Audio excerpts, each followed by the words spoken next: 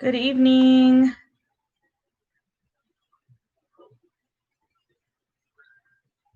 I know there are a couple of other people who have been live tonight, so I'm probably going to get a slow start into the video tonight.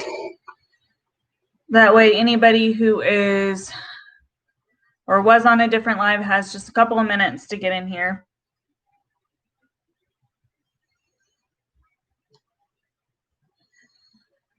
Hi.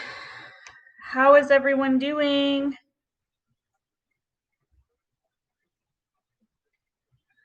I hope everybody has had a good day today.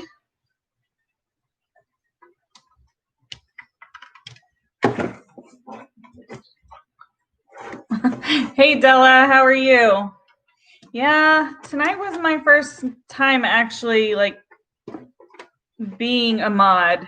It was weird. I didn't feel a whole lot of pressure, but it's kind of hard to keep up with. It's kind of hard to keep up and make sure like between just the few of us that are there, we're acknowledging everybody, because I know how much that means to Britt and to her community, because she does take so much time out of her, in her live stream. She wants everybody to feel welcomed and everybody to feel acknowledged. And I've tried to take that into account when I go live.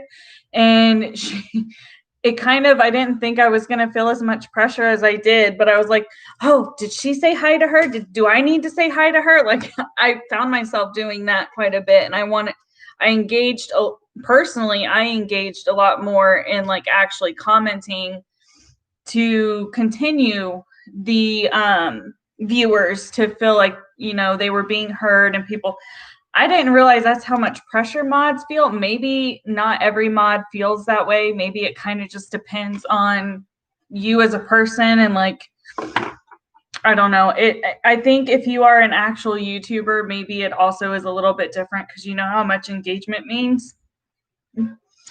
Yeah, it stressed me out too. I was like, and I came in, so I was first there, and then I got the notification I was still at work.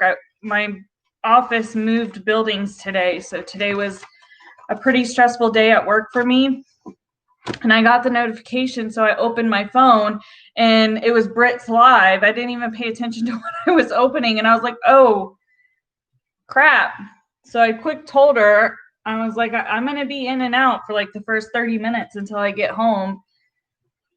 So I missed like the first half of her live today. Well, it wasn't even half. I missed like the first 30 minutes. I tried to listen on my drive home, but I had people calling me, so I didn't catch all of it. Anyways, how is everybody doing? Is it Wednesday? I believe it's Wednesday. That goes to show how my week has been today. My week has been today. I mean, that right there says how it's been. It's just all over the place. It's not been a bad week. It's just a lot is going on. So I hope everybody else's day has been good. And I don't want that to seem like I didn't have a good day. I did have a good day. It was just a lot more physical activity than what I'm used to for a work day.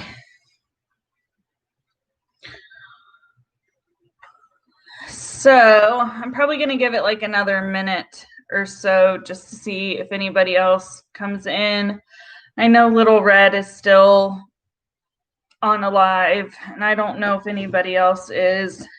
I know Britt did one. Little Red is still doing one. Is BX still in his live? I didn't pop into his live tonight. Usually I try to. Yeah, he's still currently live. But this is about as late as I can start a live for me. It's 8:30 my time. Any later, I'd probably start falling asleep on you guys. So for anybody that's here that was in my live last night, I want to really, or anybody who has rewatched that and has like participated in the comments of that, I want to, well, you like the backdrop? Thanks. I got 2 new ones. I got this one and like a white one, but my shirt's white, so I didn't want to do the white one. That's the other one. But I figured this one would look better with a white shirt. So, you threw me off. You know, Britt, I don't know. I haven't talked to you. I don't know if this is a conversation you would rather have privately or here on live stream about like backdrops. If you ever, I got these off of Amazon for like $15 each, and the stand was like $45. So it's not expensive to get the kind of backdrop that I have. I know other people have more fancy ones and like the green screens, maybe in time, but I think first I need to learn how to edit before I even try to get a green screen. So anyways, I wanted to thank everybody. She got me sidetracked there for a second. I want to thank everybody who was either in my live last night or who has rewatched it and provided some comments on that live. It ended up going a very good way, but not what I anticipated that live to be about. So I just really wanted to thank everybody for being open and being supportive of some of the individuals who were in the live chat and who were expressing some of the things that they had experienced in relation to those topics. You guys were all so supportive.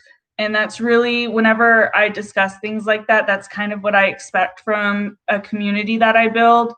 And after that, and all of the good feedback that I had received from that during it and afterwards, I think I'm going to try and make it a pretty regular thing that during my lives, we talk about stuff like world issues to bring awareness to it, like substance use, like drinking, mental health. But when I talk about mental health, it's not going to be in a diagnosing manner. It's going to be to try and pull stigma off of mental health.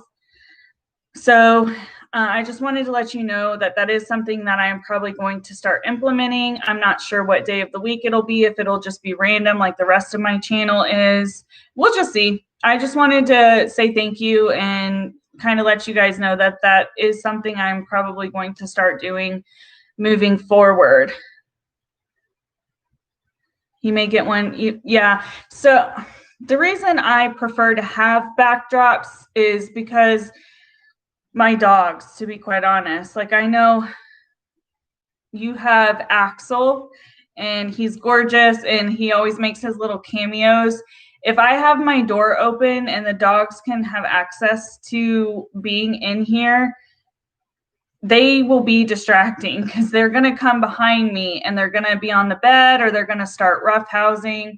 And then it's a whole fiasco to get them out of the room because they're roughhousing and you can't hear me. So I've gone with this just to, plus it's kind of blank back there, and I have a huge, if you've seen any of my older videos, you've seen what behind me looks like. I have a huge window over to this side and then a window directly behind me. So, I mean, it's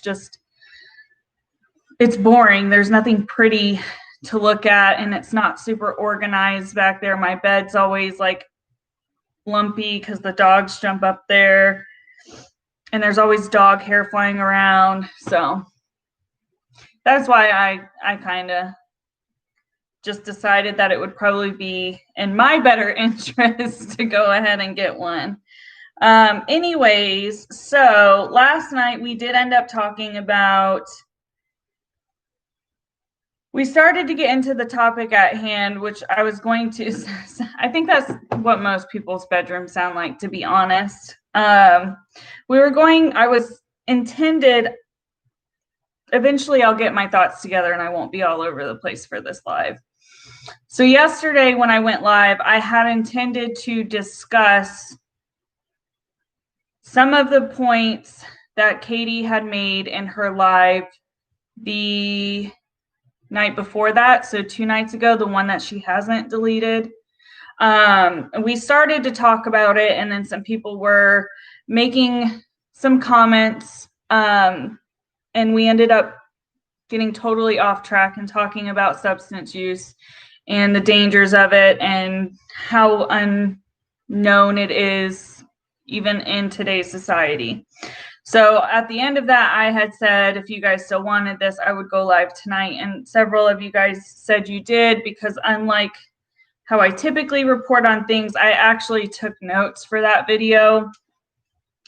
Not just because I had assumed I was going to either go live or make a video about it, but more because I'm trying to personally keep myself in check, so to speak. Like I have said over and over, I don't want my channel to end up being something where I only talk about one person or I only, address one person.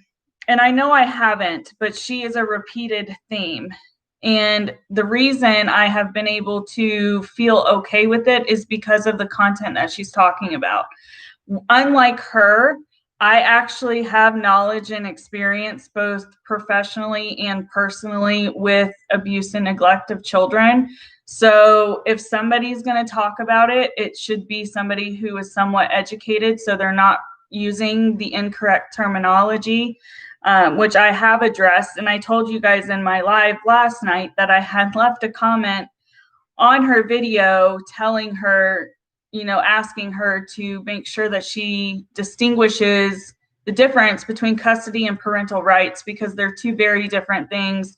And she kept misspeaking, and, which is providing misinformation to her audience. And it had a lot of likes at one point. I wish I had screenshotted it. I didn't. I went back a little while ago to look through her comments, and it wasn't there anymore. Not that I could find, and I wasn't going to go digging for it. I just looked for a little bit and I didn't see it. So I don't know if she deleted it or if it got lost, but I just kind of thought that was funny. So I hate starting this conversation. I know. And before I was privy to her actual behavior and kind of who she is as a person, I think at one point we were all fooled, even if it was just for a day or two or a few weeks or a few months. We all went into her channel initially with a blank slate. So I am the kind of person to try and dissect a situation and figure out why people are the way they are. Part of that is just my education has taught me to do that. So I was really trying to see what was going on. I know you talked about it, Britt, like seeing the Wooden Eagles video when you had first subscribed and was like, what's wrong with this lady? Like, why is she going off about Katie? Like, inherently, she doesn't seem like she has all these issues. And it made people like the Wooden Eagle, who are willing to speak out about it so early on, get like a little bit of a side eye.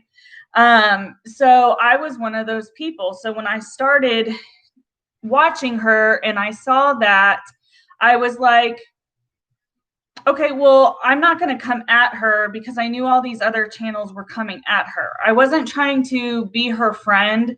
I wasn't trying to, get in cahoots with her or anything. But when I made that very first video of, calling her out for using wrong terminology for that Facebook group, I did DM her. I still have the DMs. And it was very simple, very to the point. In my opinion, she wasn't extremely nice about me saying, hey, I wanted to make a video, just giving her the heads up that I was making a video, because I was trying to be respectful as a new creator to let people know. Now I have come to learn, although I may reach out to these creators, either they're not going to answer me because they don't know who I am, which is fine, but they're either not going to answer me or they're going to be rude because they don't understand where I'm coming from. So obviously, at this point, I don't reach out to her anymore. I tried the one time, and then I continued to watch her content, and then I started piecing together that she is a POS, in my opinion, both in her reporting and her content, and her as an individual. My personal opinion is that she is a shitty person. Hey, Michelle, how are you? So that's what started. I have called her out for that before. And then, you know, the BX Beast Boy stuff, that's really what made me super woke with her. Like, I was super like on the fence, like leaning more towards, I don't think what's going on here is okay. And then when the stuff with BX Beast Boy happened, I was like, I was really mad. I was more mad at myself than anything that I had, you know, kind of let some things that I was noticing slide.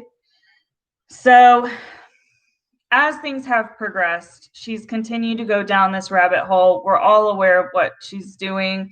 Her sole priority for most of us believe her sole priority is not to build a community, to have engagement, or to have like her own community or support. It's to build viewers, to build the subscribers, to line her pockets. And she treats her subscribers like crap. She treats her members who are paying for her channel also like crap. She evidently treats her mods like absolute dog shit, and they are taking time, hours. If you put together how long she is on lives through the week, like they are putting up enough time to be in like a part-time job for her for free. And some of the things that she has done to these individuals is like nothing you would ever think a creator would do to a moderator. For what reason? Because she is shitty. I mean, that's the bottom line. Like, point blank, period. However, she has stirred up even more issues with continuing to want to try and drag Janelle from Teen Mom 2, to drag her husband, to continue to insert her nose with these stories involving children, especially the Sophie story. And then she continues to insert herself in stuff that deals with anything where a survivor is. Everything she covers, except for the Duggars and what other Counting On, or are those the same family? I don't know. Except for the families from TV that she covers, like everything else she covers is super controversial, and it ends up being more controversial because of how she covers it. Because she doesn't cover things with any kind of integrity. Even though I think that might be one of the words in her freaking intro, but I haven't watched her intro in so long because it drives me insane. Hey, Dark Lily.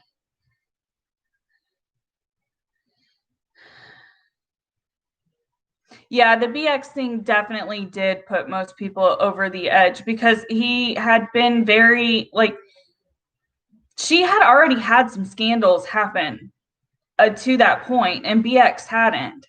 And BX was upfront with his subscribe. I think the first time I watched his channel, he acknowledged the fact, and this was with the Micah Stoffer, so this was even before that happened. He acknowledged the fact that he knows some of his older content is questionable because of how he used to behave. That was before Katie even was involved. So I knew he had some behaviors at one point that may not be what we see today. So yeah, she likes to have her ego stroked and her subscribe. They do for now. I mean, we all are seeing, so that's some of the stuff we're going to talk about today. So he is a gentle soul. You can tell although he tries to like portray that he's this big tough guy, you can tell by some of the stuff that he covers and how he talks about it, he genuinely is probably a big softie, which is fine. I mean, there's nothing wrong with that.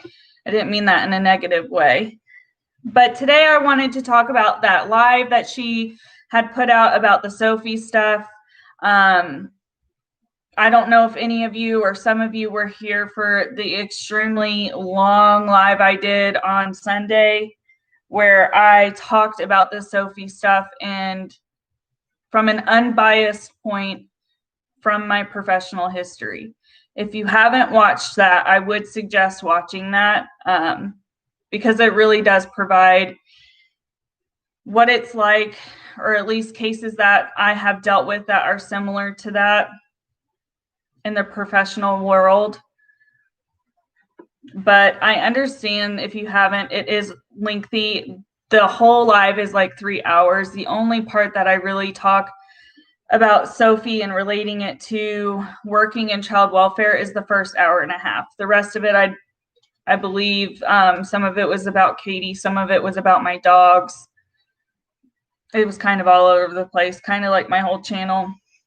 But so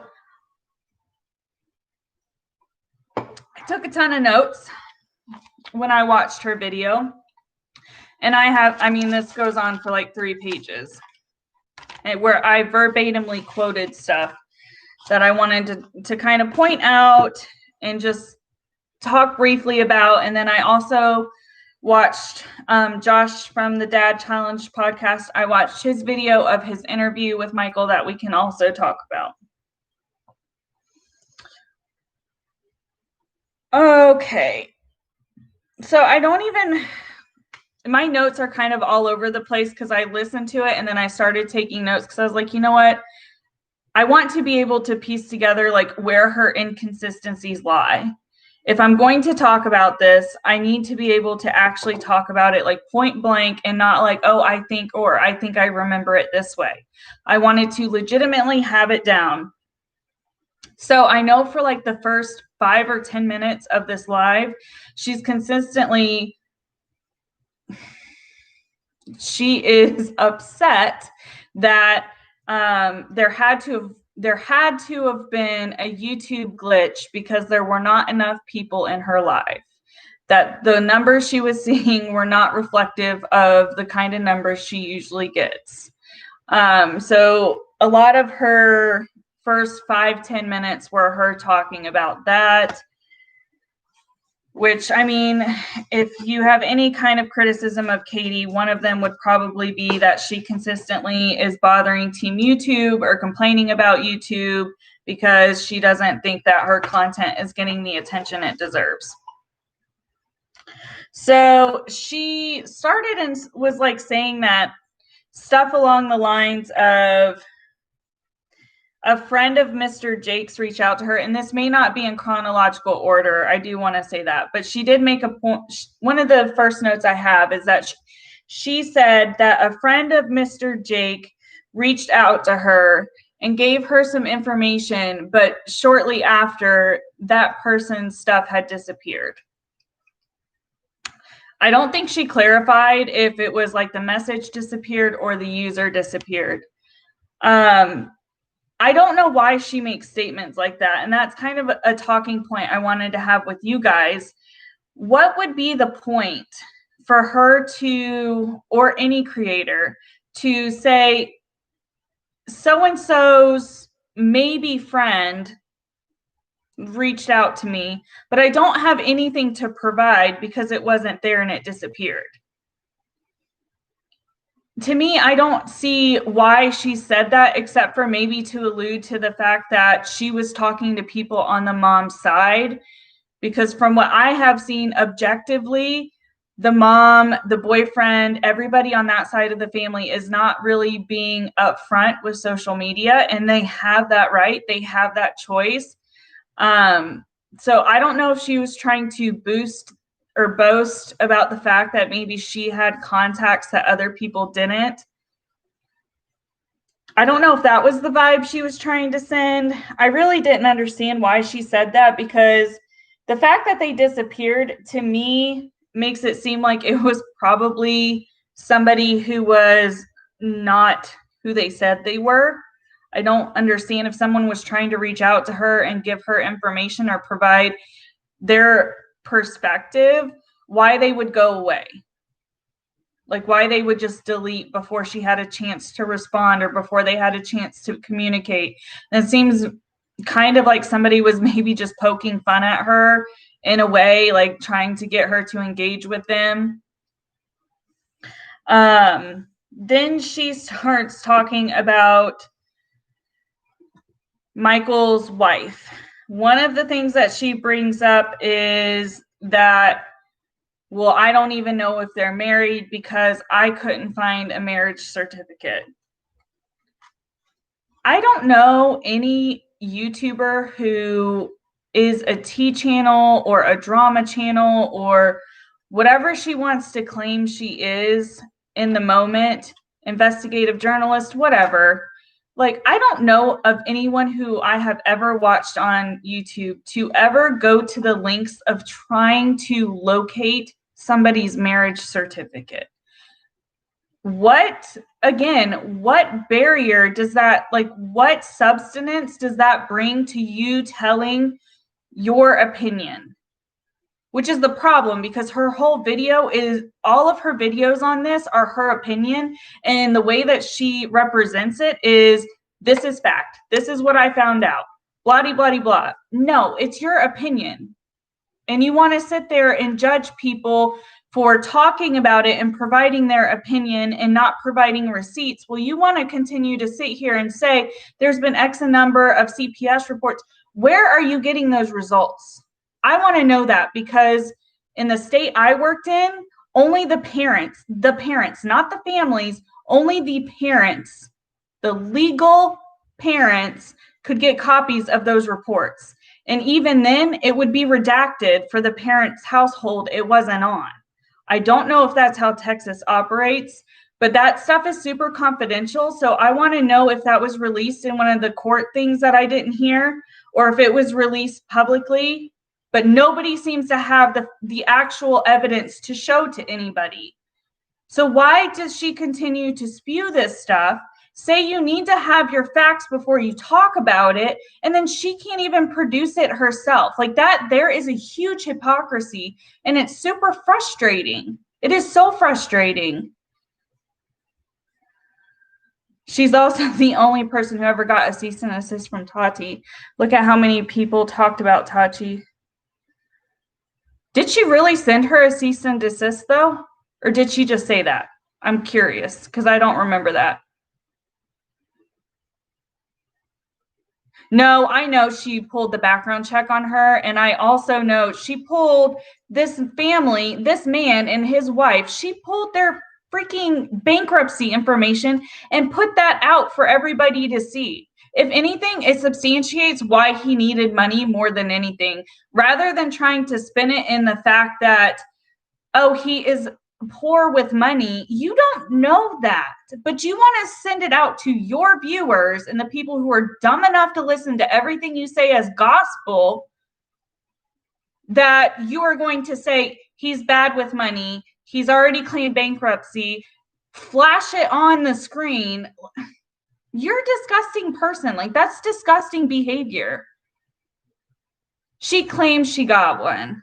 Okay. Yeah, I don't think Tati would give a shit enough to actually cease and desist her on her video. If anything, are you talking about the recent videos, or are you meaning, hey, Jen, or do you mean whenever she talked about her stuff on Pathos?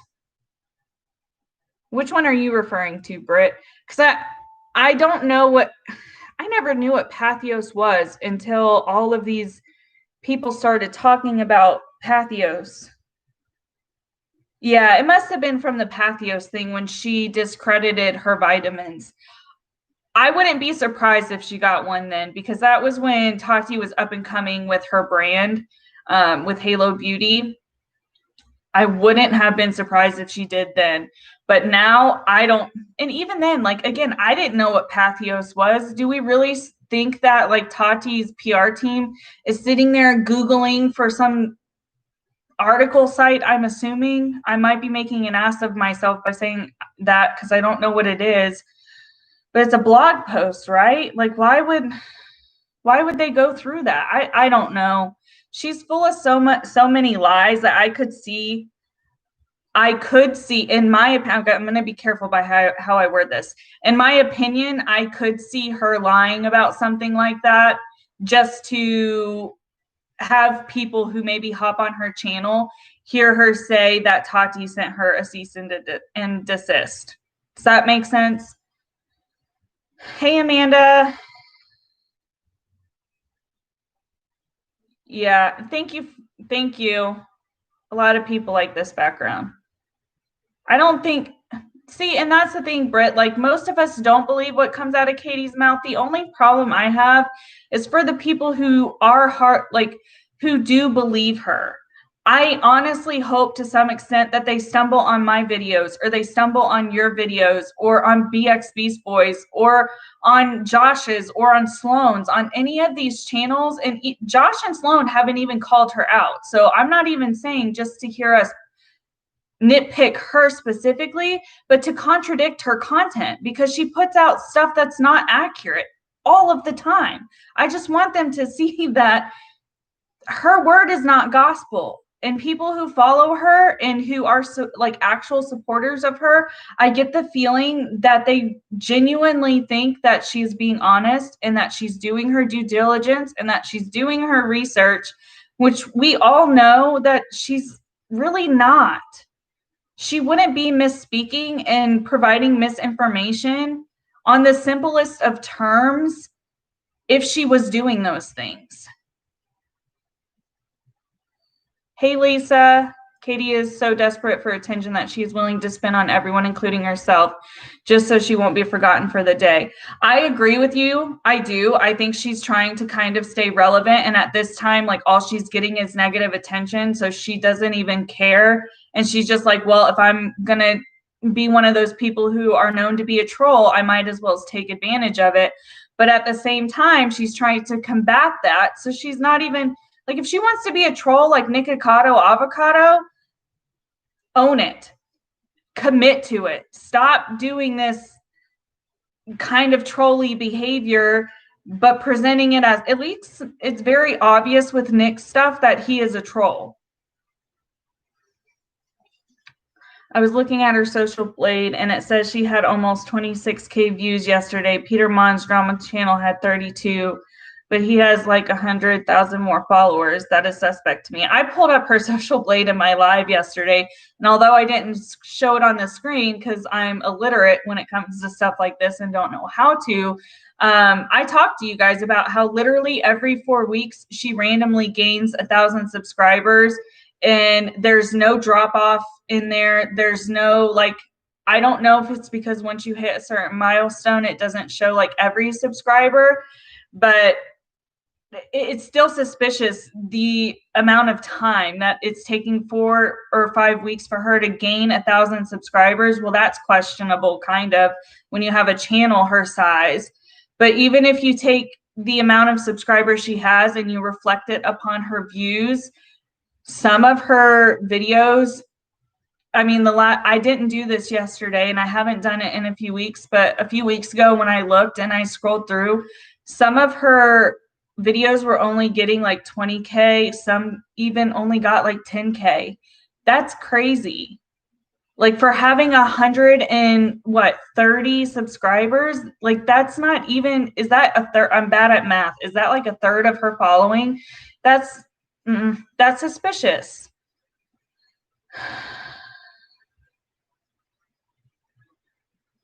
Or are they all Karens? So I don't think so. Britt, yeah, I think we're all kind of on that train at this point. So Amanda, I really don't think they're all Karens, especially after being in Little Red's lives the last couple of nights and hearing some of her mods speak about the horrific. And on some of those ladies, I honestly mean horrific. Like at one point, it takes a lot for me to cry. I started to like tear up because one of those ladies' stories was so touching, and the amount of crap that Katie put that individual through and made her feel the way she did when she was facing so much, but she was still dedicating her free time to Katie is absolutely asinine. And like, she should be ashamed of herself. You know, she knows what those ladies have said on Little Red's channel. You know she's out for Little Red. You know she watches her stuff. She should be shaking in her damn shoes. And she should, if she was smart, she would freaking address it, because she is going to lose a shit ton more people once they become aware of Little Red's channel. And those ladies coming out and like having the bravery to say the kinds of things that she has done to them.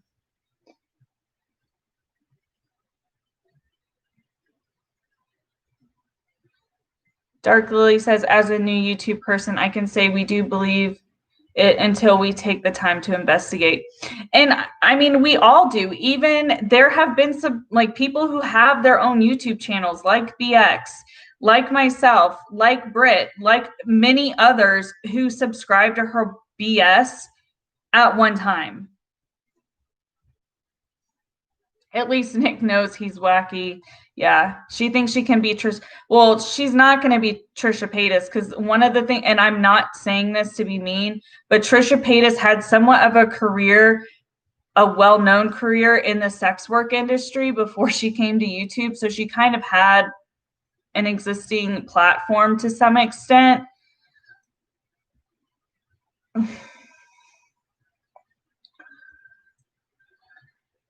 Doesn't work for many on YouTube. It will backfire for Katie. It's going to backfire for Katie because of how she's behaving right now. The I am right, you guys are wrong. You're going to see when all of this comes, especially with this Sophie case, when all of this comes to light, you guys are going to feel foolish for saying what you have. No, I'm not. I'm not going to feel foolish for any of my videos, because unlike her and other channels, I really have not picked a side except for the child's. It is possible to do that, to talk about the child and how you believe the child and not say her dad's a liar or in it for the money. But Katie doesn't know how to do that, because Katie wants to preach that that can happen, but she thinks that she's doing it, but doesn't know how to actually do it. Her videos today are getting less than 10K. Yeah, and you know, they are probably going to continue to stay at that level, if not go down, which is hilarious. I have a screenshot, and we will talk about the screenshots and stuff that I have. She said that her channel was doing great. I was like, no, it's not. Like, you can continue to push that narrative to fool people if you want.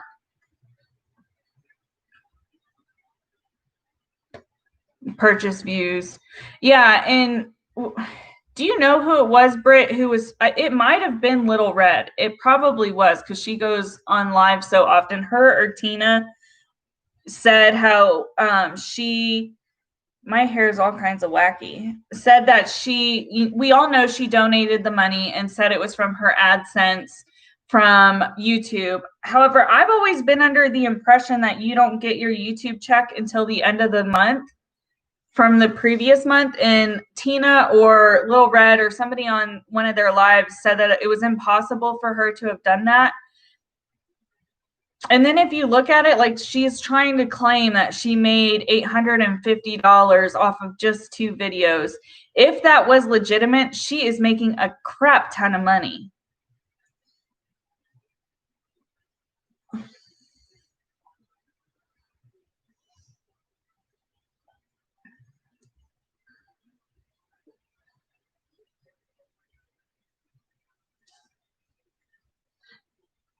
Yeah, so Jen, Super Mommy she went in on the first one was her, and part of the second one was her. Hers was the one that I was talking about. Hers is really, really touching and like really sad.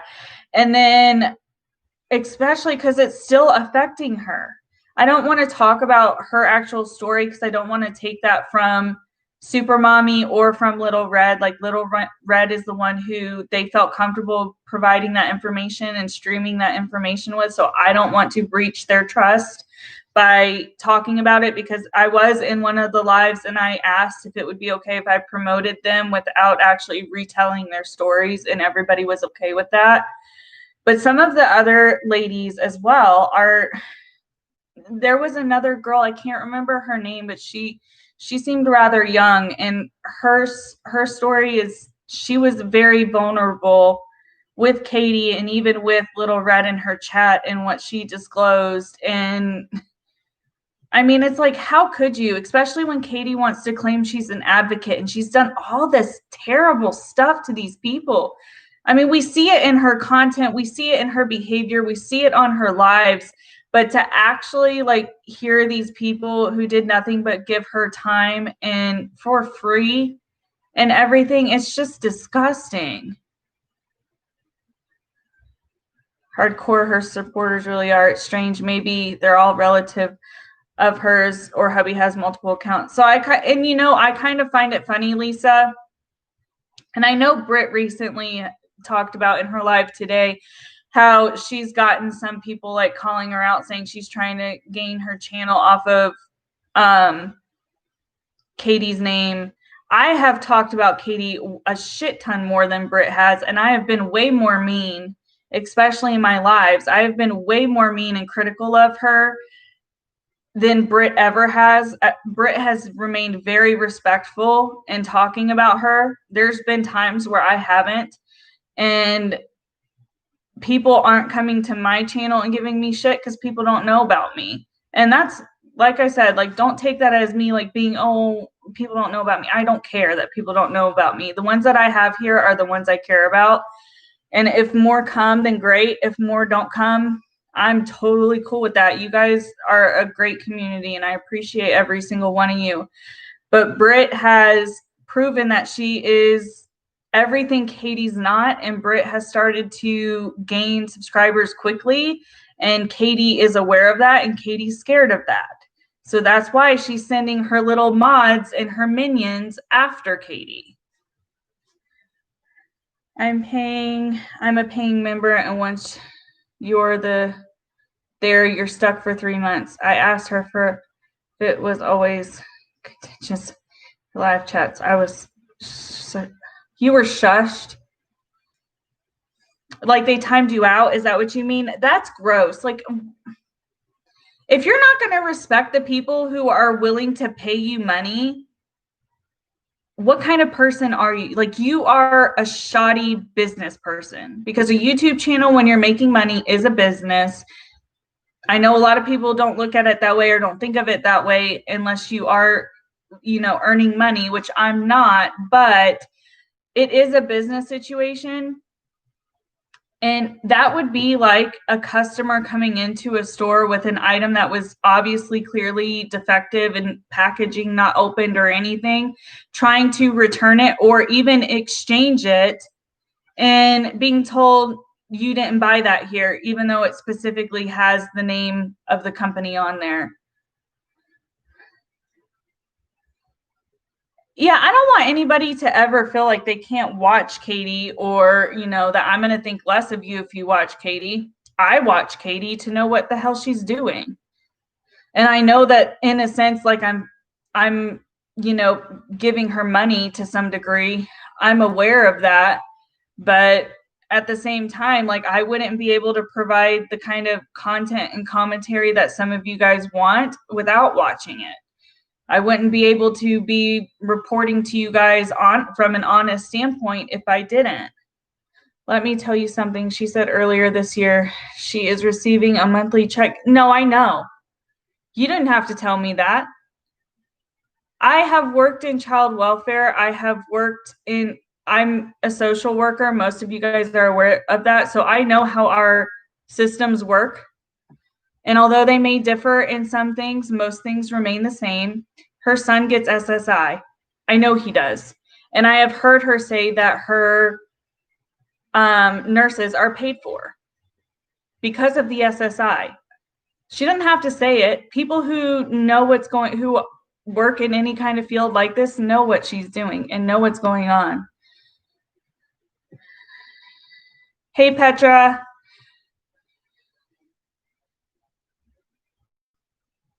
Yeah, and Little Red made a good point in one of her lives when she's been allowing the ex mods to talk. And I've tried to make sure that I maybe have steered away from that, perpetuating that all of her followers are as bad as her. I don't think all of them are. Are some of them? Absolutely. But, you know, we kind of, like I said earlier, at some point we've all fallen for her, even if it was for a very short period of time. They will see the light. And, you know, the way she's behaving, that light is shining so bright. Amanda got blocked for asking a question on her Instagram. I got blocked on Twitter for not even after.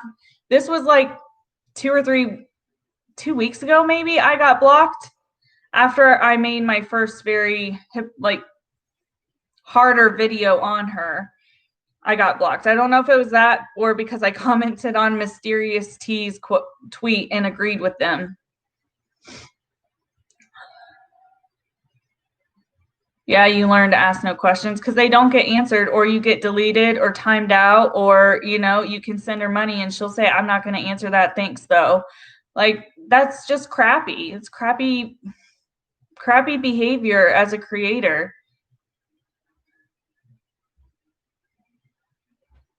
Yeah, I was there too, Lisa. That's funny. I just read that and I just said that. You have to keep tabs on her. She could pull another S story.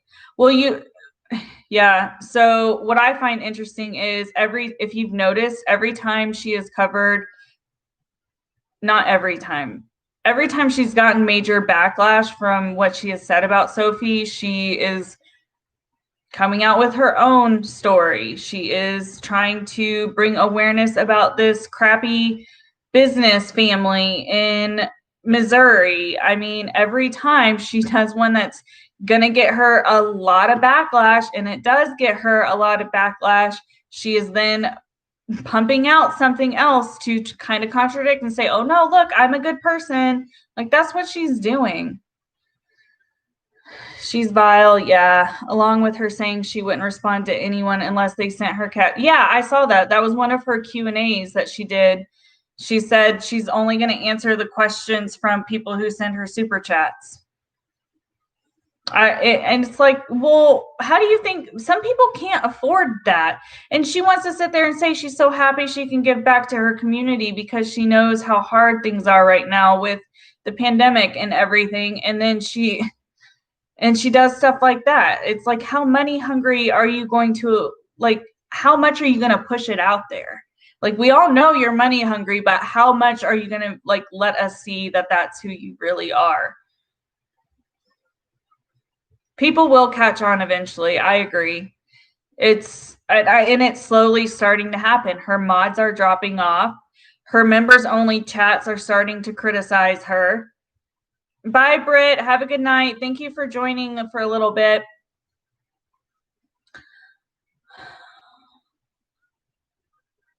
I got on Twitter for telling her to grow a spine and that she can't be a victim all the time. She can't be taken advantage of all the time. And if she has, then she's just plain stupid. Good for you for saying something like that to her. And you know, you're not the only one who has. I've seen other people say that they've tweeted at her or they've commented stuff along those lines, and she blocks them. And it's just like, you want to sit here and say that you will take criticism. You and your, what does BXB's boy call them? Her guard dogs or something like that. You and these two grown men want to sit and like try to preach out to everybody that you can take criticism and, you know, you will change your ways. Clearly, you can't take criticism. Clearly, your skin is really not thick enough for you to be on this platform. And part of it is you need to just change your nasty behavior.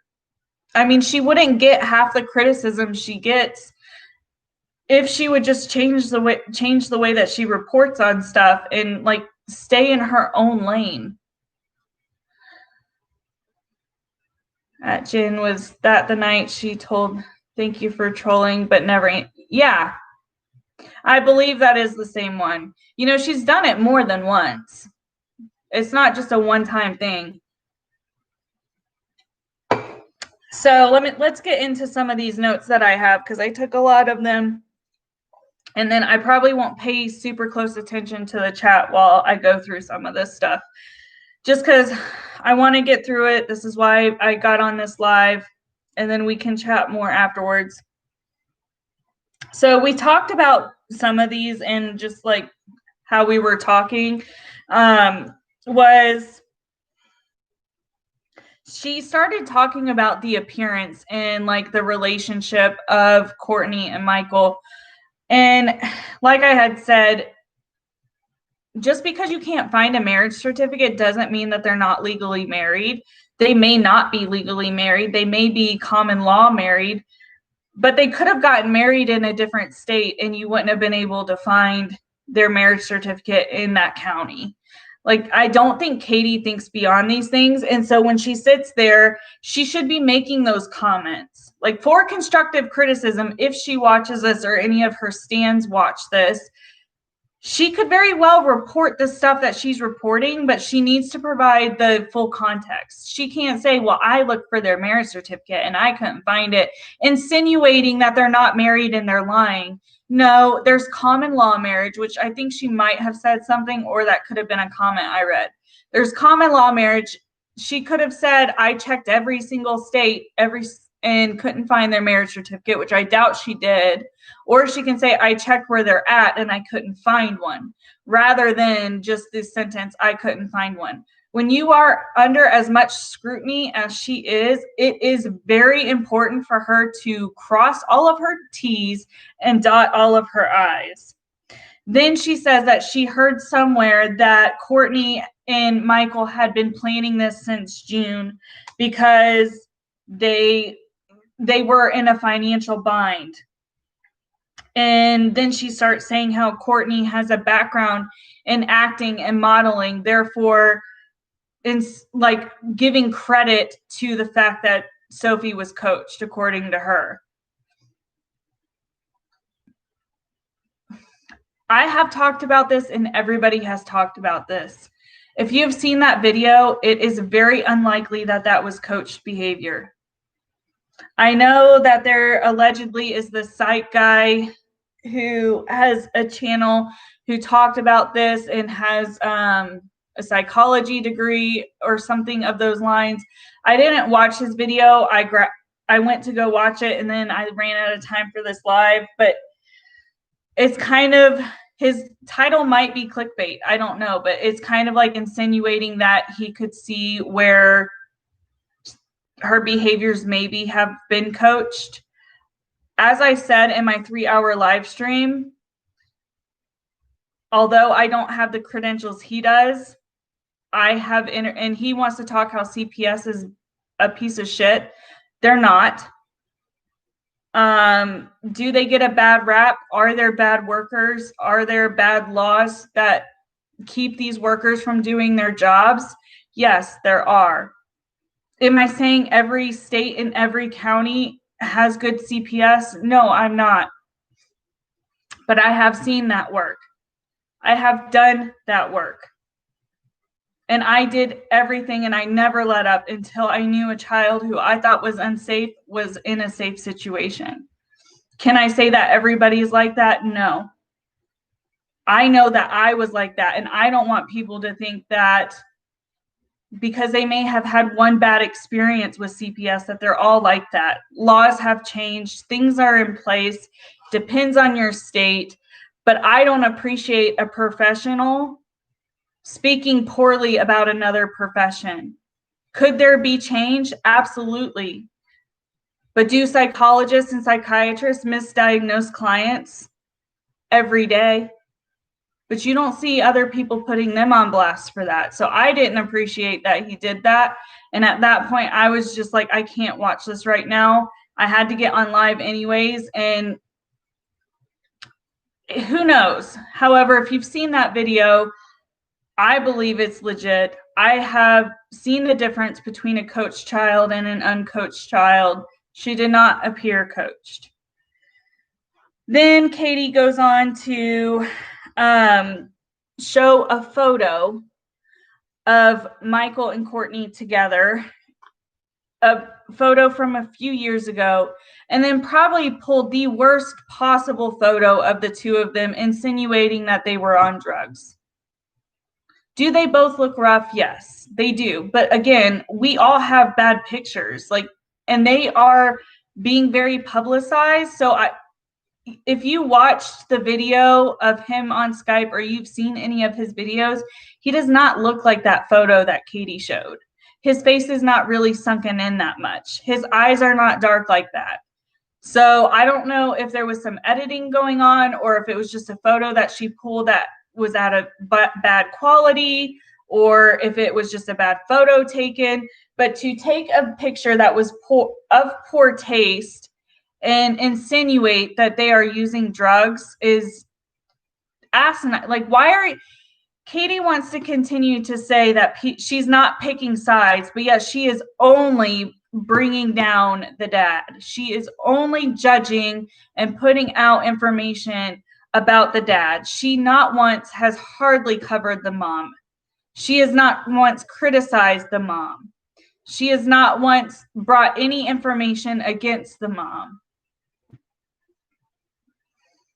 Like, she's biased in what she's talking about. And if she was an honest channel and an honest reporter, she would address that. Instead, she wants to sit there and say, I'm not, you are. And people see that. And that's another reason why, aside from what you're saying is just crazy talk, is why people just don't want to watch you.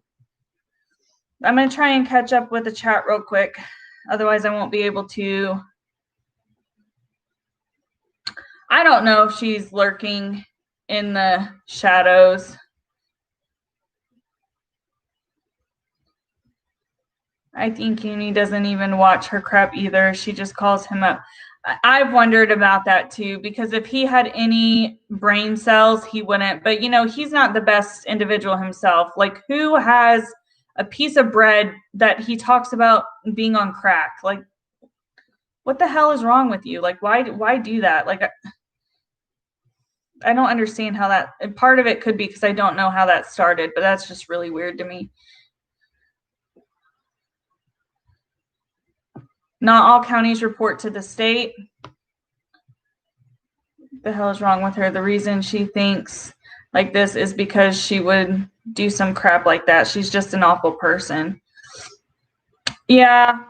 I mean, I don't think she has much good in her anymore. I used to try to give her the benefit of the doubt, but I can't do that anymore. Jen says, I purposely have not watched it. I don't want to see it, but I hope the courts watch it. I did watch the Dad Challenge interview just before this, and he explains the GoFundMe.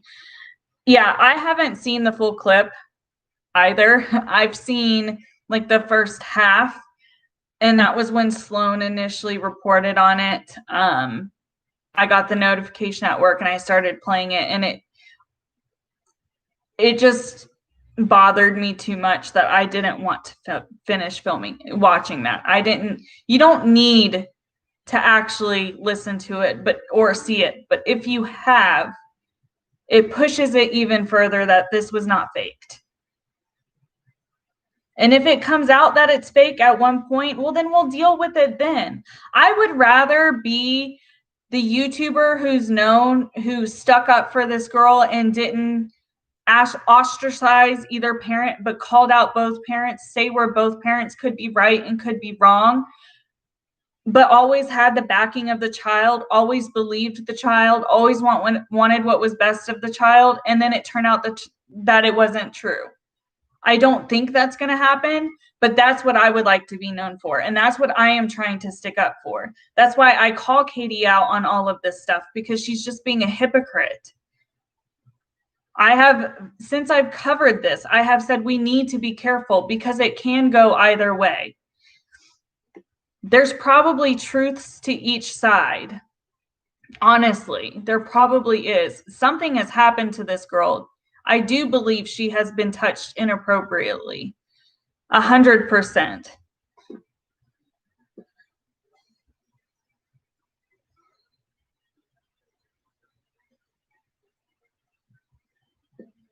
He is on her payroll. I watched Uni's whole live when him and Kyle tried to take apart Britt and Vicky from Eyeshadow Island.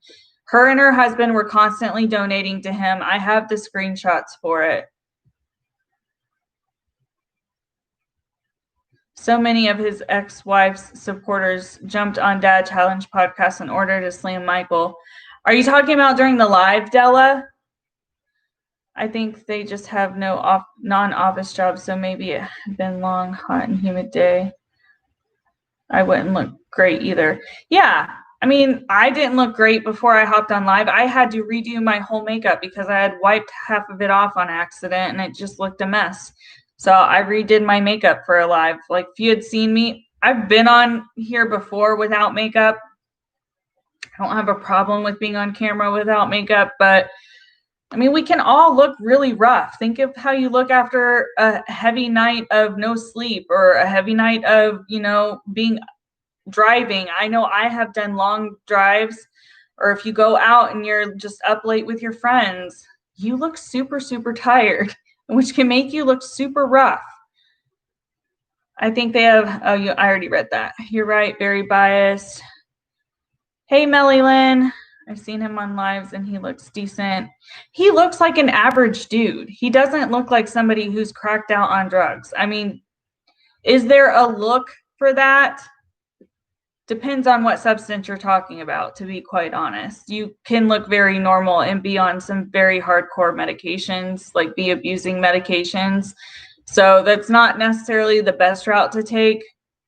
But that's just going to show how she's trying to push the narrative that all of this is just her pushing what she wants to push.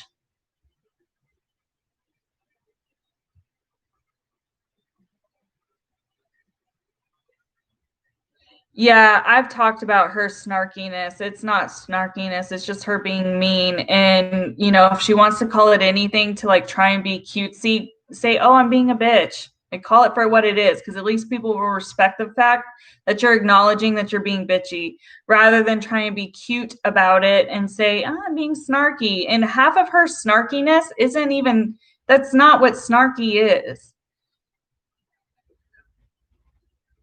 She's morally and ethically bankrupt. I absolutely agree with that. Her intro says funny. She's not funny. I've never heard her crack one joke. Dr. Phil always says, believe it until you're proven wrong. Always believe them. And any real child protective entity will tell you the same thing.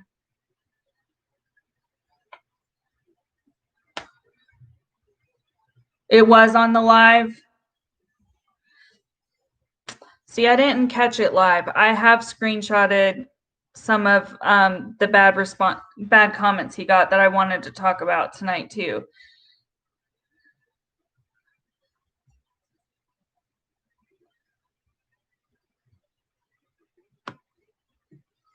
So let's keep going through some of this, because this is only the first page.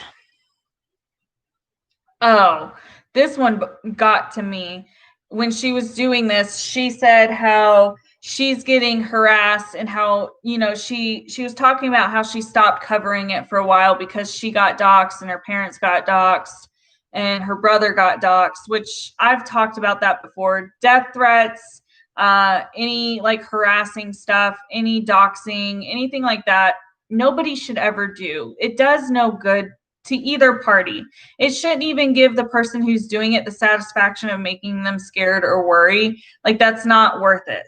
It's really not. So she was talking about that, and she was saying within that she has seen people in the opposing Facebook group and even herself receive comments of people saying that what happened to Sophie should happen to their child. I do not agree with those comments at all. However, what Katie needs to do is take a step out of her limelight for like 2 seconds and realize that she is really offending the survivors and how she is talking about this child and people who have been in Sophie's shoes. She is really offending, and she is re-victimizing them, because a lot of them were not believed. You can see that in Josh's comments and even in her own, that people say, I was a Sophie. People didn't believe me. And you're sitting here and saying that you don't believe her. That is a re-victimization. Whether she wants to continue to say the dad is re-victimizing her, absolutely not. You are re-victimizing your entire community and random individuals who may come across your video thinking that you may have something positive to say, thinking you may be putting out something unbiased, but instead you're not. And instead you are re-victimizing them. And someone who claims that they are a survivor themselves is just so beyond what anybody can think. So what they are doing is they are commenting to try and make you understand how to put yourself in their shoes. Do I agree with it? No, I don't. Should anybody be sending those messages? I do not think they should. There is no good in it. However, I can understand where people are coming from when they are sending those comments. And it shows how thick-skulled she is, that she doesn't see the reason people are sending her those messages and these other people those messages, because they were that Sophie that was silenced, that was never believed. They want her to think if her son was in that situation, if her son was Sophie, how would she want people to talk about it? Not the way she is. That is the message they are trying to get across. Are they getting it across? No, they're not. But they are speaking out of emotion because she is victimizing them again. She is triggering them, and that is why they are sending those messages to her. And if she cannot sit through a video like this or any other video who is actually pointing out her issues and giving her legitimate criticism and not willing to learn from it, eventually she is going to lose her platform, because viewers will come to videos like mine. Viewers will see this and they will start to think of it critically. And they will see that she is not being a good reporter, she is not being a good creator, and she is not an influencer. So she talks about that. Sorry I had to get on my soapbox, but seriously, like, I am sick of her and Uni and Kyle and all of these other people who want to bum rush her and just kiss ass for half of her purchased fan base.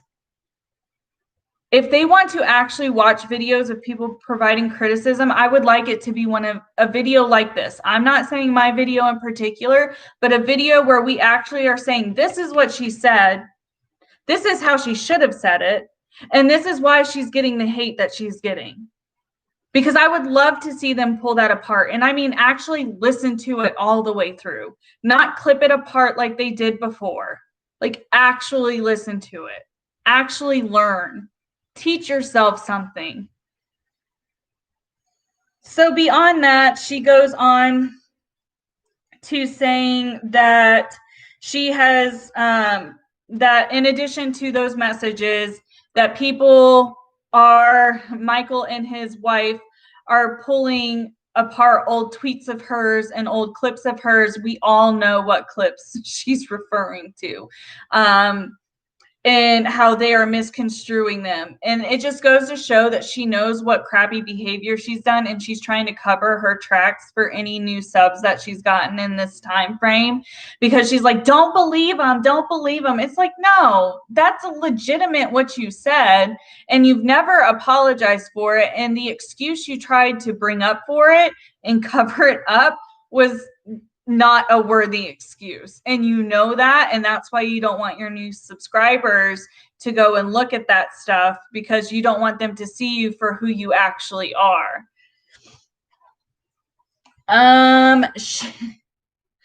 Then what's my next little, I guess somebody alleged that she texted minors. I don't know anything about that. I haven't seen where anybody said that, but she mentions that.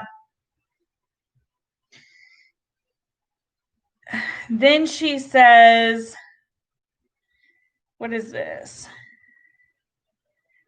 She got reached out to by an individual, And she says that her channel average of, bye, Jen, have a good night. I understand. I will post this once I'm done. She says how her channel average is from 18 to 36, which could be true, but she's trying to insinuate how she doesn't have any minors. That's not the age breakdown in our analytics. It's like 13 to 18 and then like 20 to something like that. I don't think there's an age bracket that starts at 18. Let me go check really quick. And that goes over multiple brackets, if I'm remembering correctly, because most of my viewers are actually within my, they're close to my age. So let's see if I can figure out where it's at. I might have to do it on my phone. I know how to get to it on my phone. Let's see.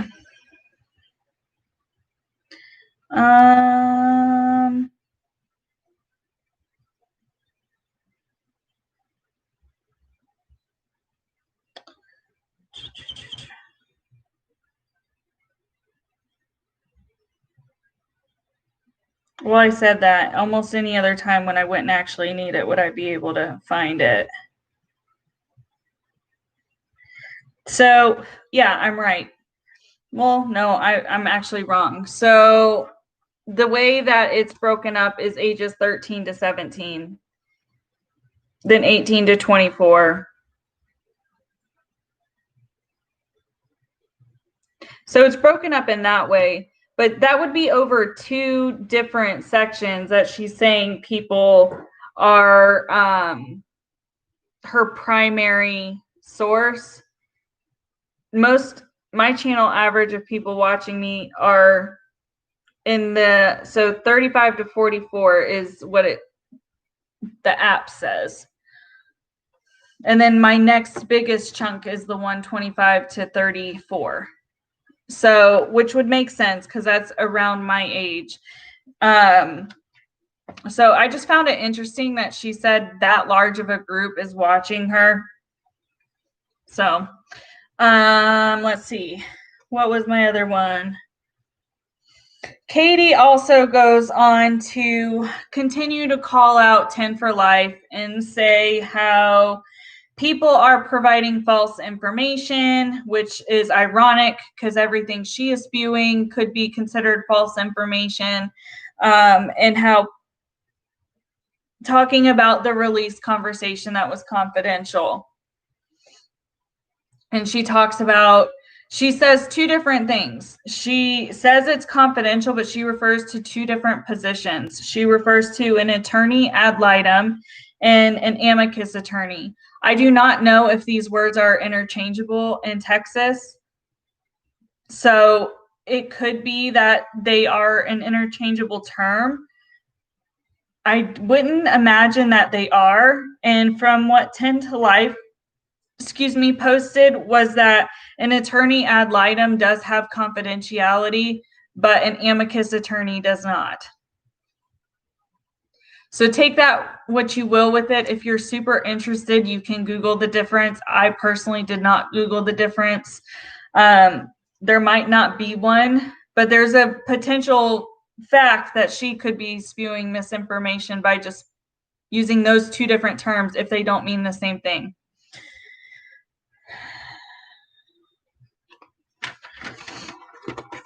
And then another issue I have is that she continues to say that nobody knows how that recording of the confidential information happened, that, it's been proven that neither parent was present for it.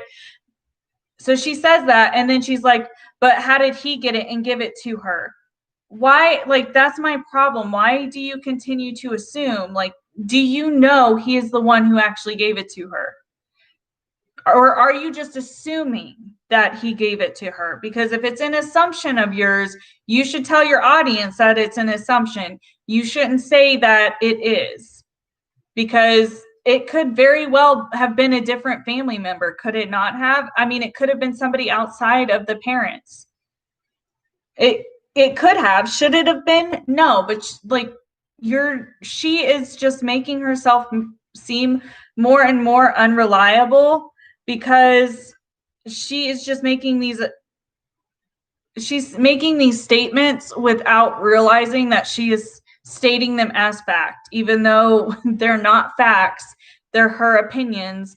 And then she wants to go on and like get on to everybody else for stating their opinion, but they're very clearly stating it is their opinion. They're not trying to make people believe them, unlike you.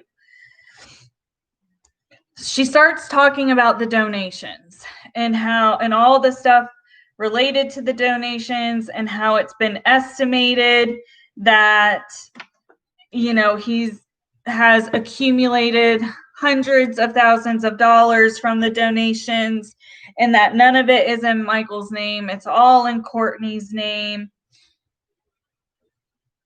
Why does that matter? They're married. So why does that matter whose name it's under? I don't understand what point she's trying to make with that. And two, is that a lot of money? Absolutely. But it's nowhere for us to judge. I mean, if people are still wanting to donate to the cause, I don't see the problem with that. They can see that it has obviously reached its goal. So if people are still wanting to donate to it or to send to their PayPal or to send to whatever Cash App, that is people's right. And you shouldn't be judging people for sending money to something they want to donate to. Just like for your donation, they get to claim it on their taxes. So I don't know why your panties are so far up your rear end about it. Because you think it's shady, because you think it's shoddy, and because you are jealous that you didn't get that much money for your GoFundMe, in my personal opinion. Can I take the argument of they have reached their goal, they should maybe stop accepting donations? Anybody can argue that. We don't know their financial situation, though. We don't know anything. So we don't know how much they need. People can sit there and say that the most expensive lawyer runs about this amount of money and the average custody case runs this long and you can do the math. Well, I'm sorry, this custody case has been going on for years already. And they had attorneys that didn't get what they wanted out of it. So they are paying more money to make sure their attorneys fight for them. There's nothing wrong with that. And for you to sit there and judge it when you say you have an attorney on retainer, but you are constantly getting donations from your members is very hypocritical. That's a very huge hypocritical point for you to make. Are you probably not getting the amount of donations they are? Probably not. But you could very easily compare apples to oranges with that because you constantly pressure your audience into donating by making them feel they won't be heard, they won't be answered if they don't respond, if they don't super chat you, or they have to be a member to be included in your conversations. You do these things on purpose because your YouTube is a business for you, and that's fine. However, you should make that statement, and you shouldn't judge others for accepting donations when a super chat is a fucking donation. Okay? So she talks about that for a while. She really rags on about the money. Then she starts saying how anyone who questions, if you go into the Facebook group, if you question their motives or if you question, you know, anything about what they're doing, that you immediately get booted from the Facebook group. Well, it's kind of funny that you're judging them for that because you do the same stuff on your YouTube channel. They are actually trying to, in my opinion, no matter what comes of like the actual custody case, from what I'm going to jump forward for a minute. From watching the Dad Challenge podcast interview with Michael, he is intending long term for this to have a serious change in the system. And I think due to the publicity this has gotten, it is going to invoke some real change in the political system. Is it going to take time for us to see the effects of it? Yes. But this is going to cause some kind of change to occur. And I would much rather than boot somebody for questioning their motives if they're going to have long-term good change than you booting somebody because they make some nasty comment about your appearance or ask if your son is okay. Okay? So again, you're a huge freaking hypocrite. Then she starts talking about Critical K's Facebook group, which is, I guess, is the anti-Facebook group. I have not watched any of Critical K's videos. I just recently learned about who she was, but she is saying that this individual called Frisco PD and asked if there was an investigation, and they denied that any investigation was occurring. Most investigations with children, I believe, are confidential, and it would depend on law enforcement doesn't have to tell you anything if it's an active investigation. One, am I saying there's an active investigation? No, but I'm saying there's a possibility there could be. And two, why are you not calling? Because you're such the journalist and, you're doing all this hard work behind the scenes, making sure your information's right. Why didn't you take the 2 seconds to call and verify what Critical K is saying? Didn't you learn your lesson from the Sanders Kennedy stuff that you shouldn't take other YouTubers' word for it? Didn't you say that you weren't going to make that mistake again? Seems like you're not learning here. All right. Then she says, what is this? I've already talked about that. Oh, then this was a kicker. When she starts reading the UNICEF policies. You can use UNICEF as a good, basis for general information about kids. I don't think there's anything wrong with that. However, everything you read off of that site, you had already violated in the beginning, and you continued to breach what you said you were going to follow because you continued to say her name. You said you weren't going to use the child's name moving forward, and you continued to use the child's name. But you edit your videos and you still chose to leave that in. You could have edited that out. You have the ability to edit, or at least I think you do. I don't edit. I'm honest with you guys about that. I don't know how to. I don't. I'm hoping to get there because I want to improve content for you guys. But at least I'm honest with you. So you guys know when I make mistakes in my videos that they're legitimate mistakes. I misspeak quite a bit in my videos. So I just found that was funny because if she didn't do it in that video, she has done it in previous videos. Then she starts talking about 10 to Life and Critical K, and that Critical K made comments that 10 to Life is being paid by Michael.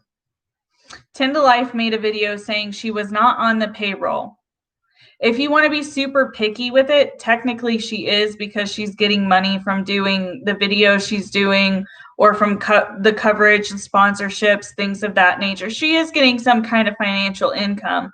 But is she actually being paid money from Michael?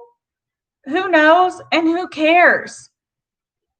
At the end of the day, who really cares? Because if Critical K wasn't the one, not Critical K, if 10 to Life wasn't the one putting out this information, he would seek out a different YouTuber and pay them and let them put it out there. Why does it matter? At the end of the day, you buy your subscribers, allegedly. Isn't it kind of the same thing? And then she starts talking about how it is being alleged that some of the money that Michael has gotten has been paying for some TV advertisements for this movement. What is wrong with that? Like, that's an honest question. I want her to support why she thinks there's something wrong with that.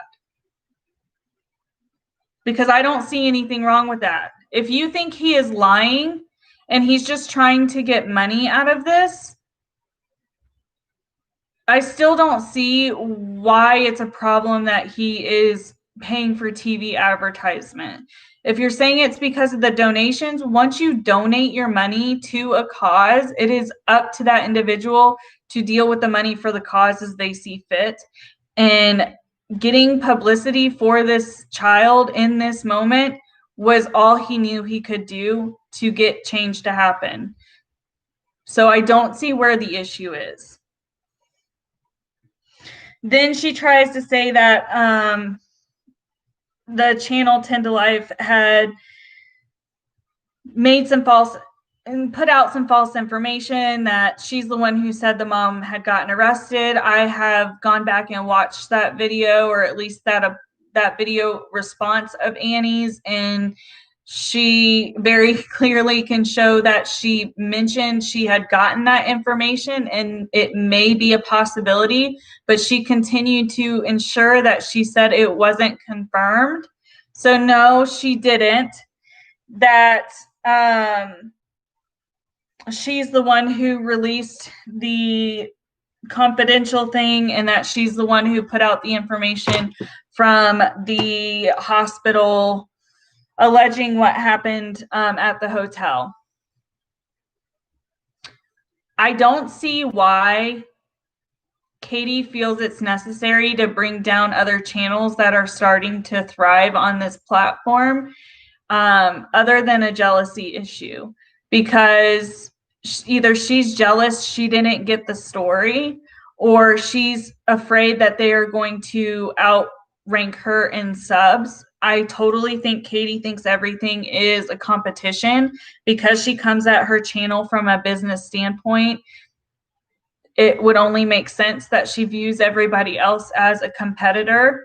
Do I think that's the best and healthiest way to build your platform? No. Can you build your platform like that? Of course you can. That's how she's built her platform at this point in time. However, Katie cannot get on to 10 to Life for reporting what information the family was providing to her, because at least 10 to Life was getting the information from an actual source of the family. At this point in time, Katie has never said any of the information she has gotten has been from a specific individual of the family from either side.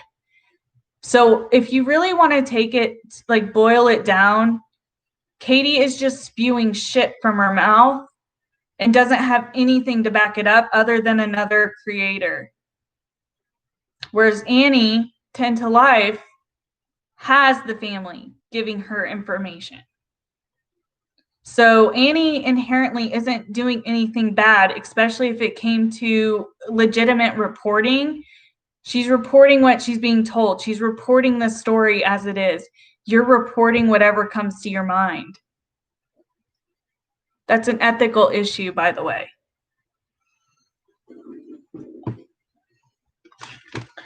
All right. Then she goes on to talk about how, no, I wrote on here, says Sophie's name again. And she repeated something with an attitude. I can't remember what she repeated, but after she says Sophie's name, she says something and she got like really nasty with it. She makes the comment that everything that has been produced has likely been fabricated. And that was her quote. Like, she verbatimly said that everything that has been released has likely been fabricated. That is a very bold statement from someone who is not saying any of your sources other than Critical K. I would be worried if I were you, Katie. Like, you are burying yourself.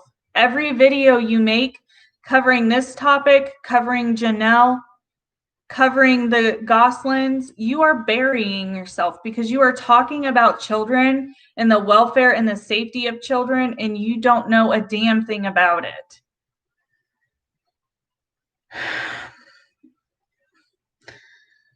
So she talks about the Facebook group and how there's claims that the father has been in 8 CPS cases. Who cares? You can have multiple CPS cases.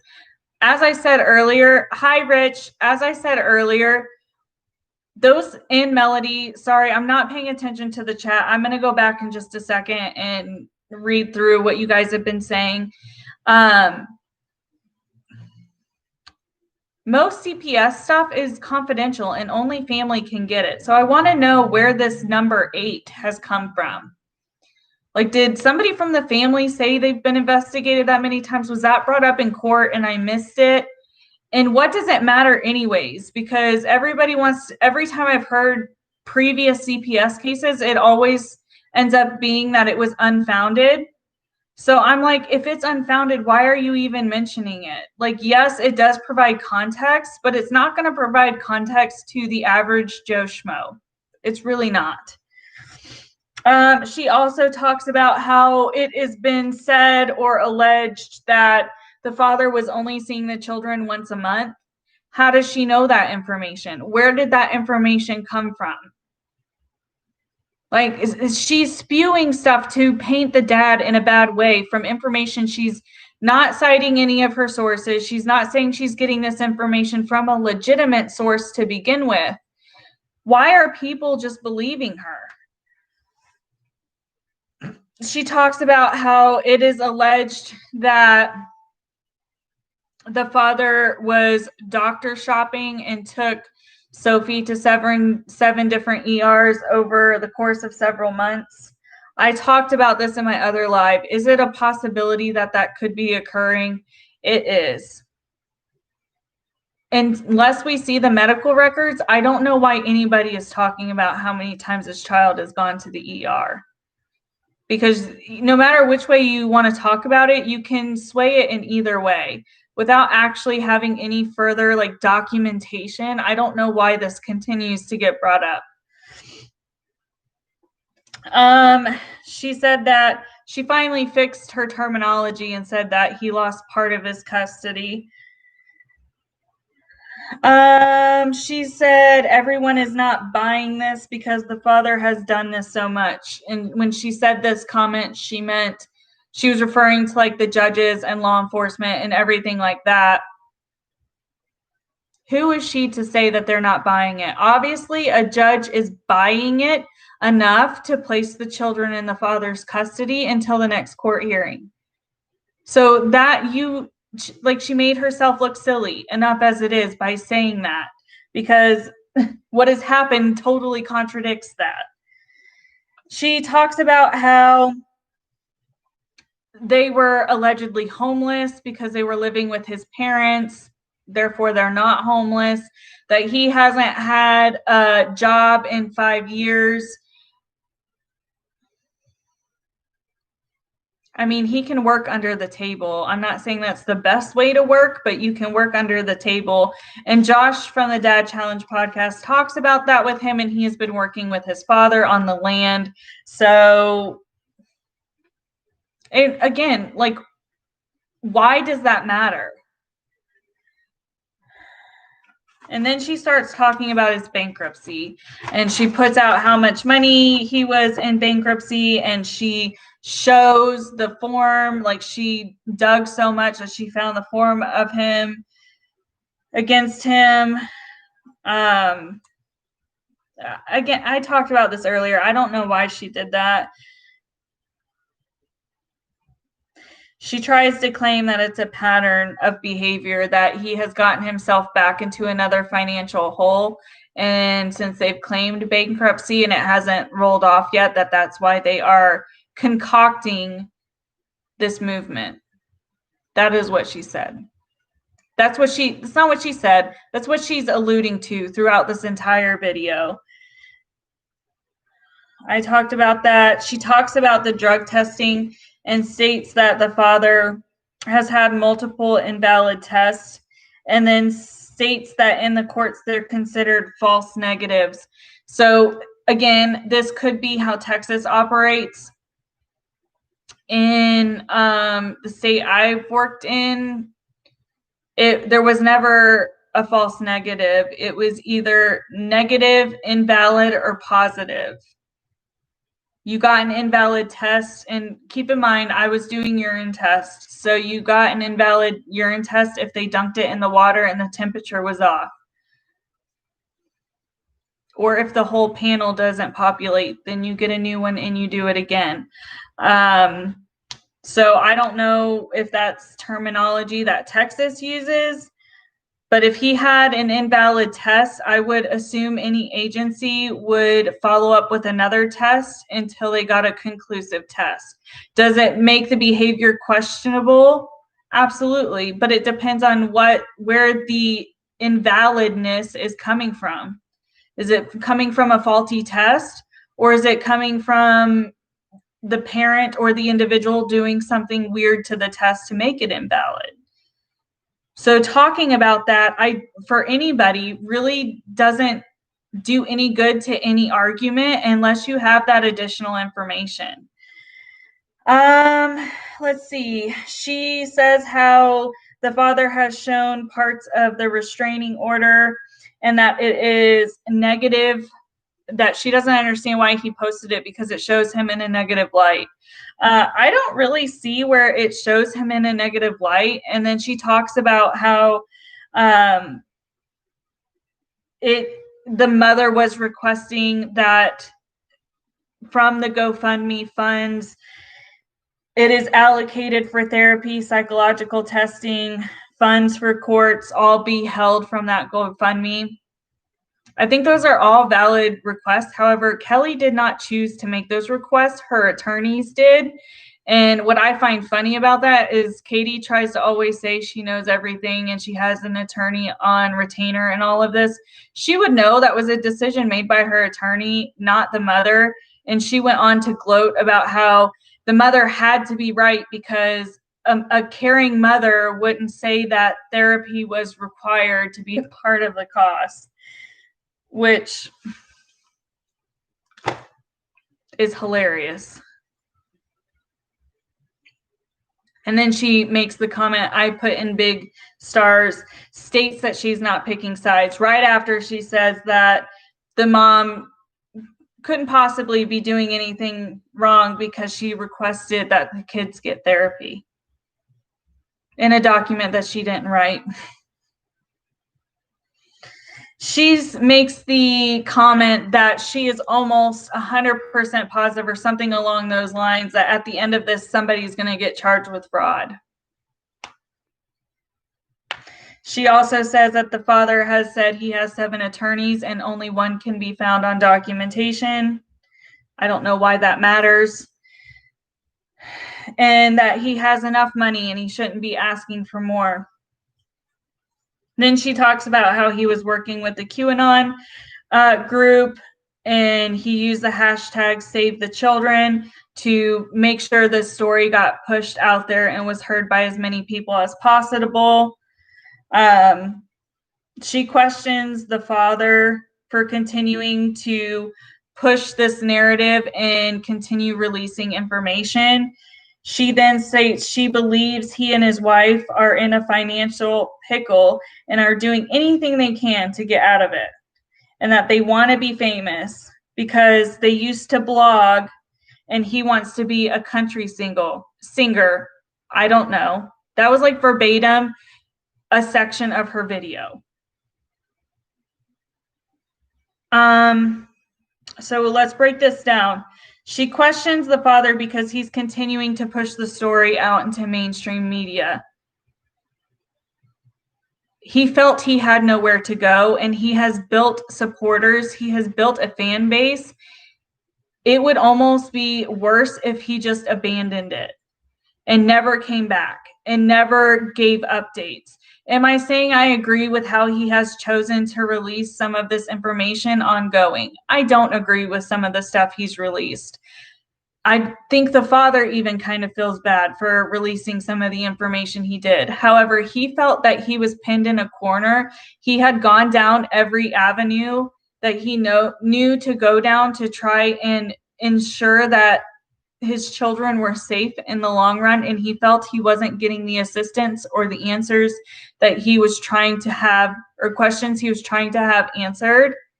So he did what he knew best, because he was a blogger, to use the internet. And he used a hashtag and got in touch with a large organization to make it be known. We'll get to that in just a second.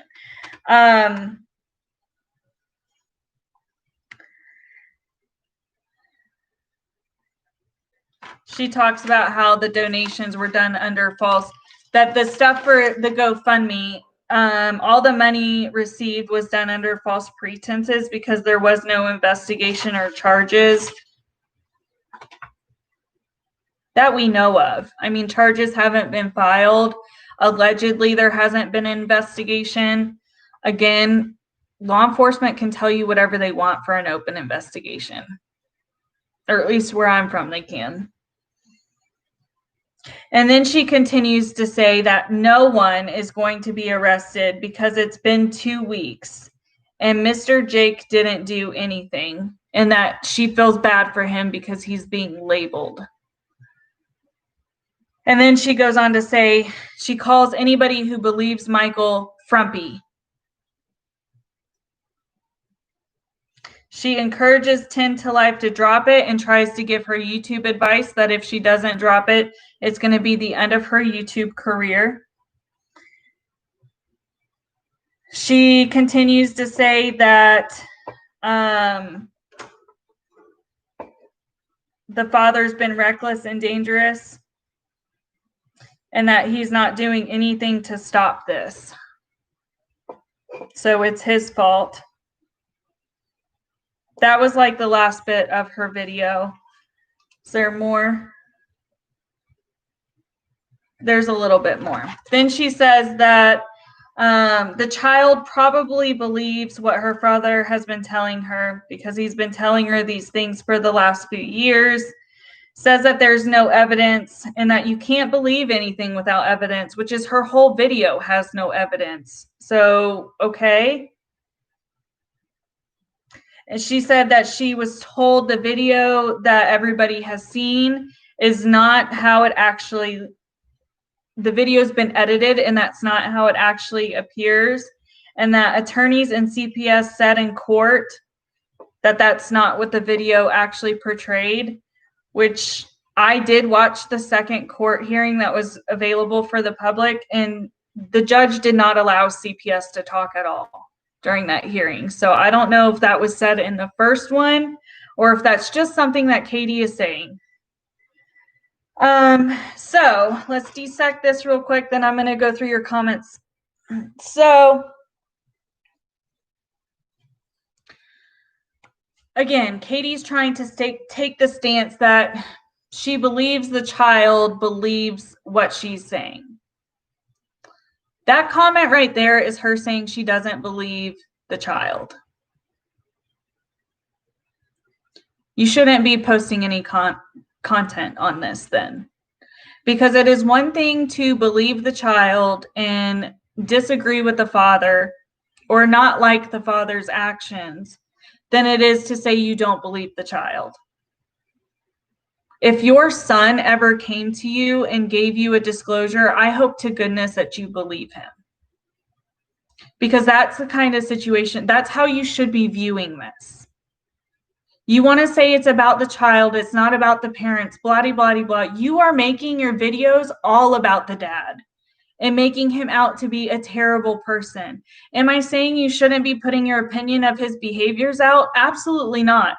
What I'm saying is you shouldn't be putting out saying that you believe the child and totally contradict that. Yes, I agree with your statement. You can absolutely believe the child and not believe the dad.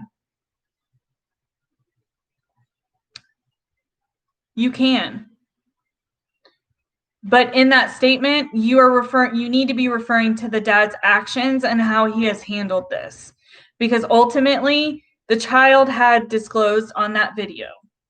Allegedly, in the confidential video that was released, I've never seen, she continues to disclose. So I do, from what I have seen, and even if it is something that I haven't seen, what I have been taught and what I was trained to do is to always believe the child and do your job and investigate and see if that's happening. Do I agree that if these things did not actually happen by Mr. Jake, that it has probably damaged his character and his credibility moving forward? Yeah, it has. Because this has been a high publicized case.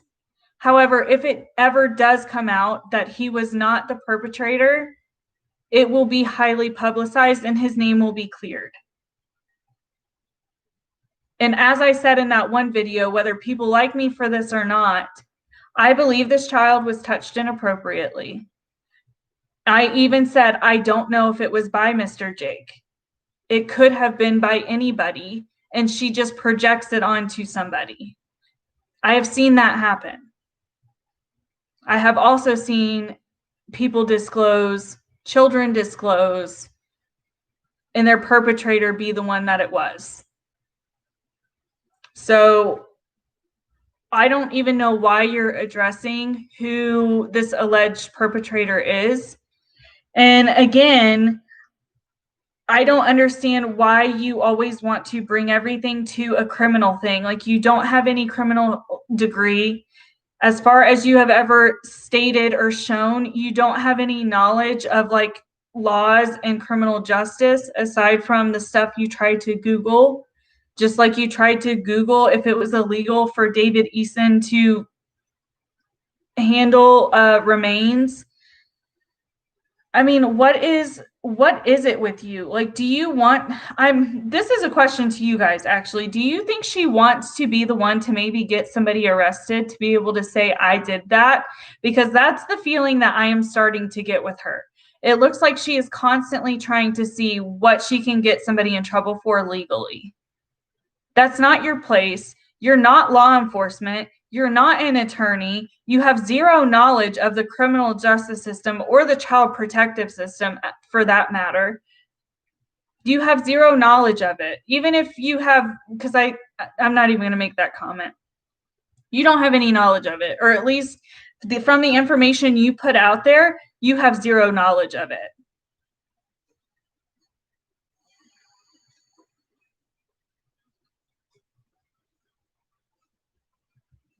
She's just stupid, man. She's totally stupid. All right. Let me read your comments real quick. I know I have to go up quite a bit, so thank you guys for being patient while I got through that. If I kept stopping to talk to you guys, I would have never gotten through all of that. So Jen said, oh, some of her mods said that she was trying to communicate with their kids. Yeah, Jen. So, and if anybody's not here that I'm addressing, it's okay. You know, maybe they'll watch the playback from where they left. But I have talked about that throughout this stream, how Little Red has had her mods, previous mods come onto her live stream and talk about some of their experiences. I would encourage you to listen to Super Mommy's story, which is in the first and the second live when they started doing. I think those have been deleted. I don't know if they're coming back up. Red had an issue happen where she may have been hacked or something weird happened with her YouTube, and she had to delete or private some videos, and some of them were these videos. If she puts them back up, I would highly suggest you listen to Super Mommy's story because it's very telling. Hell, she said the other day that her son watched her. Yeah, I saw her in a live where her husband and her son were like, her son was getting a bath and they were both watching her, and like she was screaming to and from him. That it wasn't cute. Not from her. I could see where like if you were a family channel, maybe that would have been a cute thing to do, but it wasn't. Amanda, you said you donated for it. I don't think there's anything wrong with donating for it. Like, you donated for the cause. If you were scammed, like if it turns out that this is a scam, which I highly doubt it will, and once I get through the comments, I'll talk to you guys about my opinions, but you can get your money back then. Lawyers are expensive. You have to miss work. It costs a lot. Absolutely. You wondered if Botox is what? She says no. She says it wasn't a Botox thing. I don't know enough about Botox, but some people who do have said it could have very well been from that. People were saying it was a staph infection. I don't know, but I have noticed like recently it seems to be coming back, in my opinion. There's no way I would pay for Katie's crap. Not a chance in Hades. I wouldn't either. I could have totally dreamed this, but for some reason I thought he said any excess would help pay towards all the kids getting help through therapy. Oh, excess would help. I mean, any excess in general is going to help them in a number of ways. Therapy, a living situation, a living environment, like just for the family. I mean, who knows? And who cares? That was for Sophie to be heard and for the truth to be known and for her to be safe. Part of her being safe is them having a house. I mean, I don't know how GoFundMe works, so maybe I shouldn't be making that comment, but yes, it's the Botox. I died laughing at her with those ice packs. Oh, did she get Botox again? Interesting. Melanie said also they are well aware of the attention it is getting. Why wouldn't they tell a random person what's going on? Exactly. I don't know. That's what it is. She's mad she didn't get the story. I think so too, because I think if Michael had gone to her and she was the one who was telling the story, she would have a whole different approach. Personally, that's my opinion. Hi, Rich. So is this some sort of personal drama thing, or is she talking about a celebrity? I think somebody clarified for me.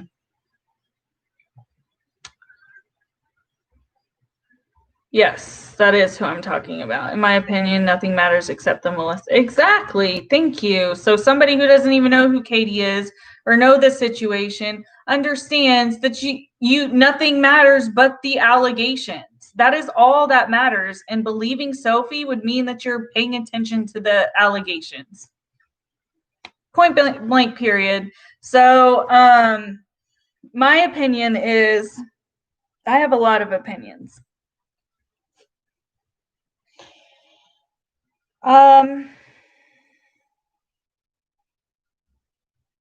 This is just so frustrating.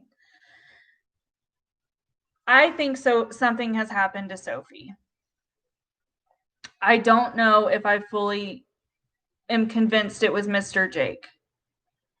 Because what can happen, and I'm trying to be careful in case anybody in my chat or watching this has been a survivor, doesn't get triggered, is if that happens to you at a young age, it is very easy to project it onto other people of that sex who had done that to you. And there has been things said that this has happened against other individuals.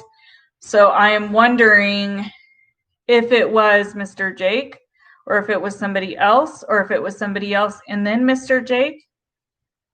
I do think this child has had some kind of inappropriate behavior happen to her at some point in time.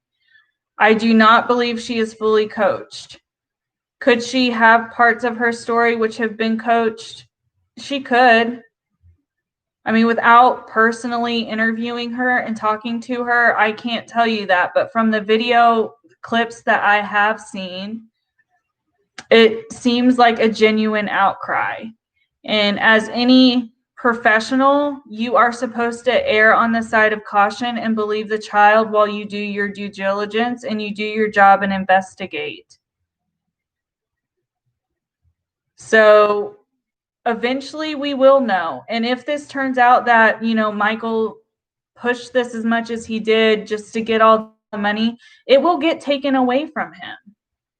He will end up in prison. I don't think this man has done all of this to end up in prison. This has gotten so much publicity and is so widely known, and he tweeted at the fucking president.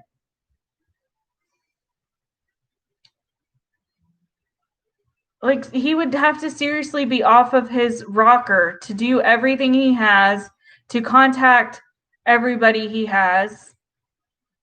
And he seems rather sane and rather put together. Can that be misleading? It can be. But I'm just saying, like, really, Katie, people like you need to take a step back and really think about what you're saying. Oh, the mom or the alleged perpetrator aren't going to get arrested, but at the end of this, somebody's going to get arrested for fraud. And in your whole video, strewn out all the reasons why you think the dad is a bad guy.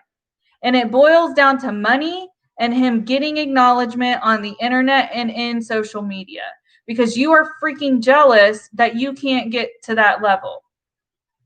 How come it can't be that he believes his daughter 100%? How come there has to be an ulterior motive?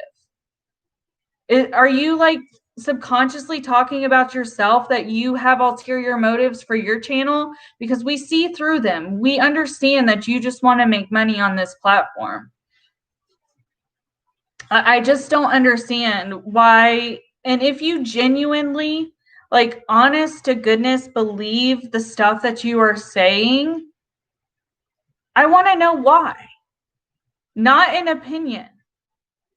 I can give the reasons why I feel the way I do, and I have. It's because of my previous work experience, my previous professional experience in being abused and neglected as a child, and working in that field of child welfare for 2 years, talking to little Sophies,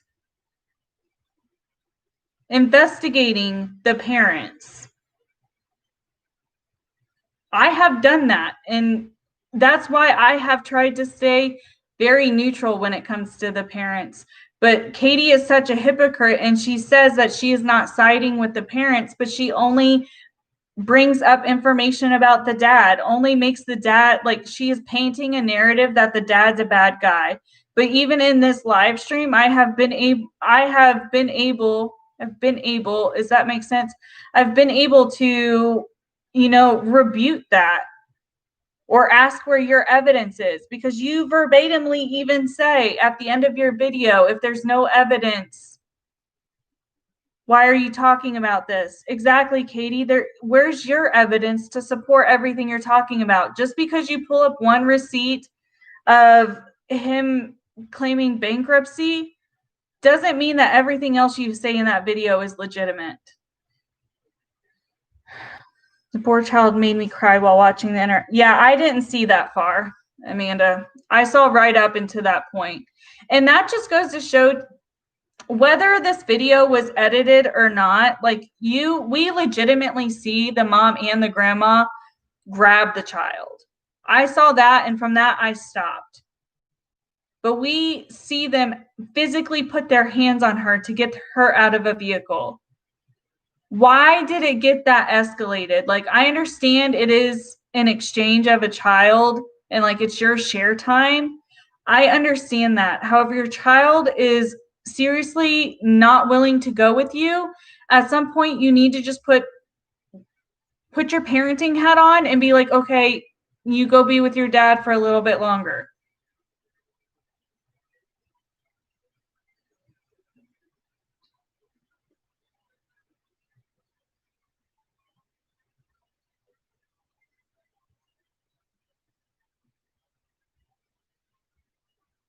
Yeah, Dark Lily, that is a very good statement. I think we judge people on our personal standards, so she's judging him by her level of honesty and belief in the child.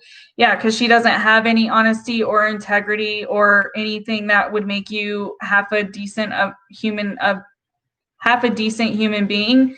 So it's just ironic because she wants to sit here and get sympathy for her telling her story where she does very illegal things and then tries to sweep it under the rug with a Twitter apology. But she does stuff like that. And then she wants to talk with this Amanda lady and trying to expose her parents and what they have done over the years.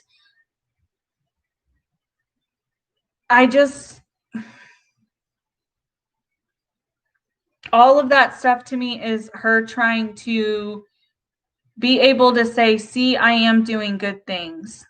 See, I am doing good things. I can have one bad opinion, but see, I'm doing good things aside from that one bad choice.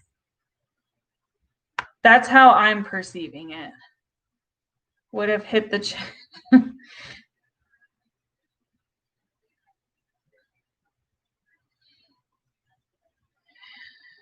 Yeah, but the dad is, he knows he's under a microscope. So I did watch, I almost just fell. I'm trying to readjust and I put too much weight on my chair. So I did watch the Josh from the Dad Challenge podcast, his interview with Michael. This is going to be relatively short because I really didn't feel like, although the interview was good, I think the hard-hitting questions that Josh asked that people wanted to know, Michael skirted around from answering. Do I think there's anything inherently wrong with that? No, but he definitely did not answer some of the questions that most of us wanted answered. However, there was some clarification brought up, and I've talked about a couple of them while I was talking about Katie and the points she was making. Michael said he did not create the wish list on Amazon, that people have been faking to be them, have been creating fake accounts, or, people have been creating accounts acting like they know them and providing people information, again, which kind of made me think that the person who reached out to Katie and said that they were a friend of Mr. Jake's may have been somebody just BSing her, because this is going on. Anything this largely publicized, I think this happens with. Michael talks about how he really feels, and I am paraphrasing here from how he spoke, but he talks about how he kind of felt empowered once he got that video of Sophie out there with other survivors, leaving their stories down below and in the GoFundMe and saying, 25 years ago, I was Sophie. I wish I had somebody like you. So those really empowered him. And he provides the context of the initial video that went viral, that he was told by his attorneys, because he has been in this custody battle for years. This is not a new battle. This is something he has been trying to fight for years. And he was told by his attorneys to start recording every exchange and everything. I can tell you for sure that attorneys tell people to do this in custody battles, especially when they've gone on this long and they have been as bad as they have been. So he started to do that. He verbatimly said, and I understand he could be lying, I'm going to believe him for now though. He said he was not even in the car when Sophie made that disclosure, that he had left his phone there and it recorded it, but he wasn't there. That he didn't know she had made that disclosure to her grandma until they had already left. And he called law enforcement to the scene because Sophie was refusing to go with them. I don't see how anybody can take just that one little bit of information and say that the dad was lying about this and that the dad conjured this up. So, because the whole reason law enforcement ended up there wasn't because of the disclosure. Law enforcement was there because Sophie didn't want to go with her mom. So he talks about that. And what I wanted to also include in that was, Katie tried to say something very similar to that effect. When she told her story of being a survivor, she had tweeted out or went on an Instagram live. I can't remember because she does all kinds of social media. I can't always keep track of which one is what, but she has made comments, I know for a fact, on some kind of social media that she feels that she wanted to tell her story because people were coming to her with their stories. And since she told her story, she wanted to help survivors and stuff of that nature. So it's a very similar sentiment as to what Michael was saying in his video.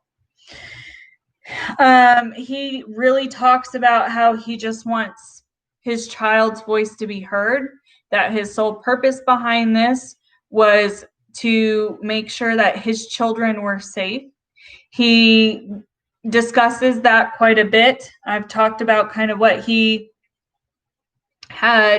is kind of wanting comes of this story being so publicized. He also addresses the drug test that everybody wants to scrutinize of his son. So I mentioned this in my live. I'm sorry, I'm getting super burpy because I haven't had anything to drink. So with this, I questioned this in my super long live, was if he was drug tested and it was ordered by any kind of agency, that would have been done professionally. It would not have been an at-home kit. It wouldn't have been something that was done without a professional. And I question, if this actually happened the way that some people were trying to say it did, then those had to have been tests that were done at their own will that they had paid for. Michael provides some clarification and says, no, the test that he tested for cocaine was a hair follicle test, and it was done at an agency that CPS had sent him to.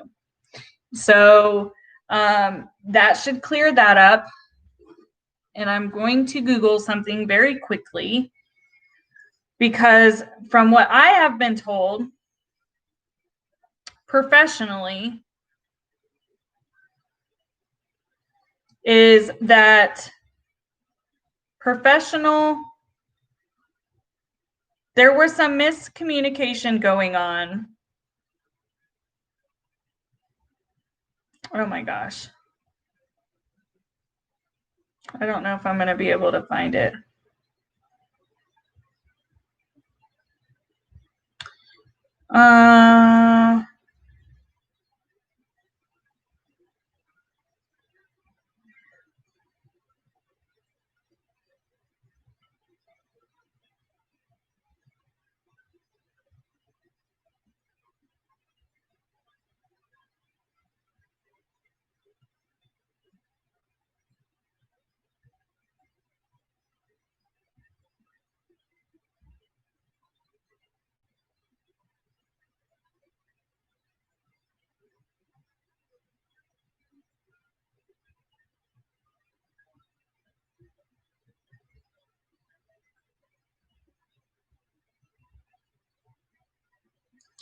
Okay.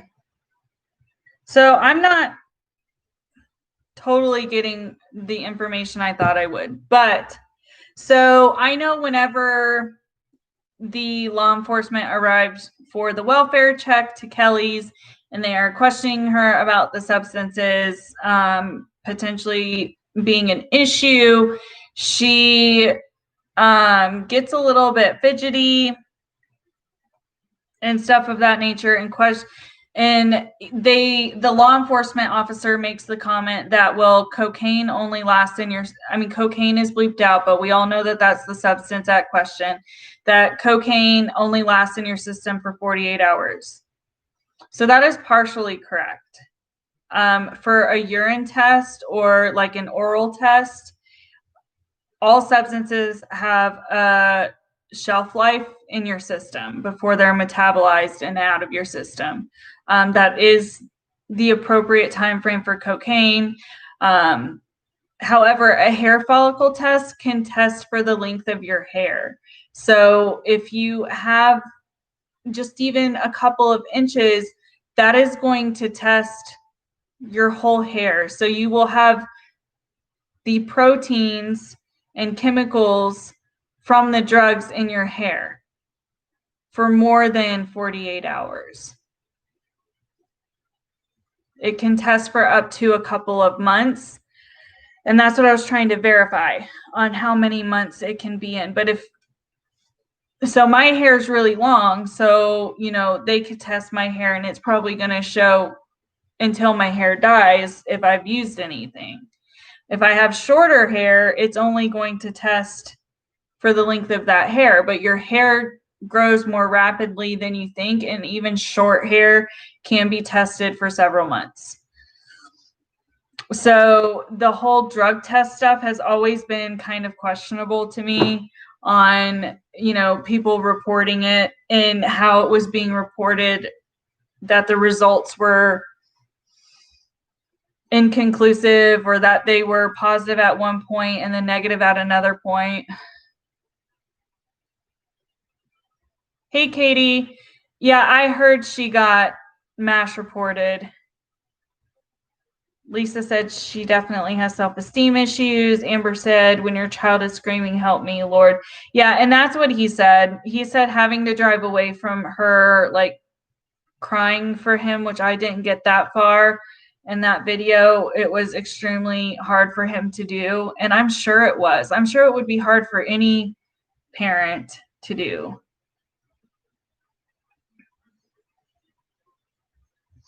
I heard about her MASH reporting, but I have no idea what she was talking. I'm sure at this point it wouldn't matter. But, Katie has managed to put her on the chopping block. And I've talked about this already. She has made 10 to Life seem like the outlier. And, she's made her seem like the bad guy. So I can guarantee Katie is going to apparently Critical K is the one who runs this Facebook group, that she is going to that Facebook group and saying all this stuff and probably encouraging people behind the scenes to MASH report, because we all know she did it to Little Red. She's done it to other YouTubers, to have her following go and MASH report because she doesn't want them to talk. And it's just, it's so crappy. Like, at the end of the day, like, I really wish Katie would allow somebody unbiased to interview her.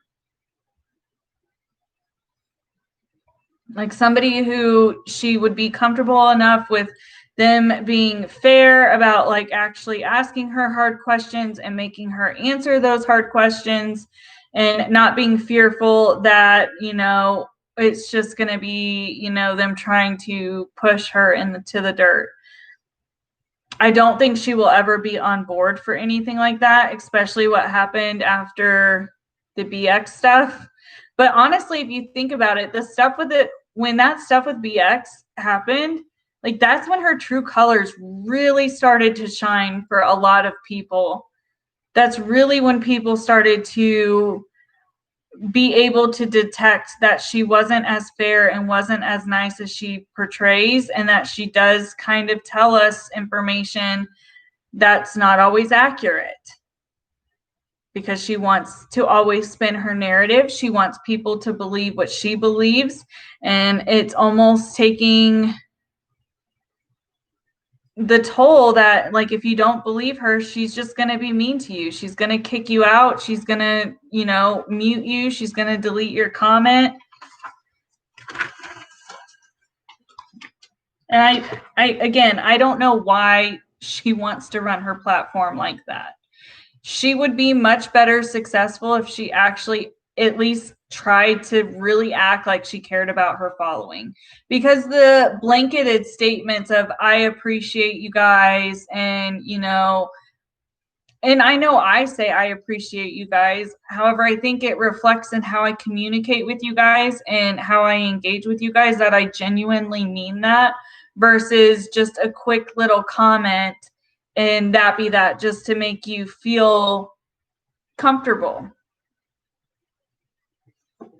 Katie, were you in Little Red's live? Is she still live? I have a question.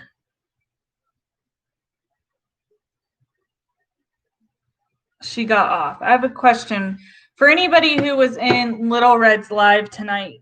Can you tell me if she mentioned if she's going to upload those stories from the last few lives she did with the ex mods. Is she going to re-upload those? Does anybody know?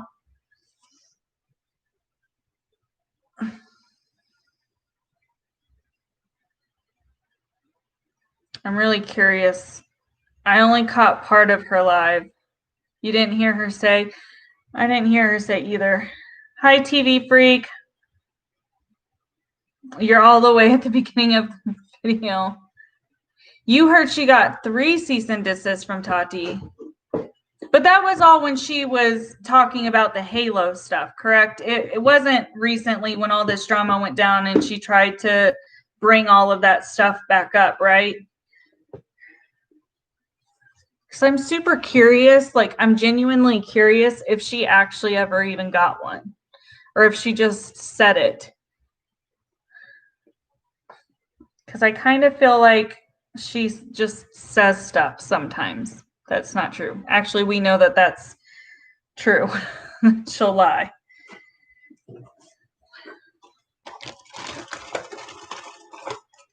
So I'm super excited and I'm hoping I can figure out how to do this. I got, this is totally random, but I just saw, I forgot I have it. So I got a continuous charger for my camera.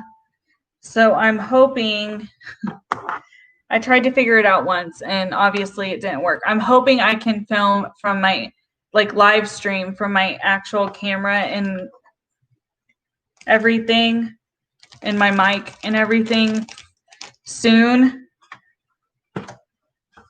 There's just some kind of software I have to download for my camera to be able to be the webcam for the laptop,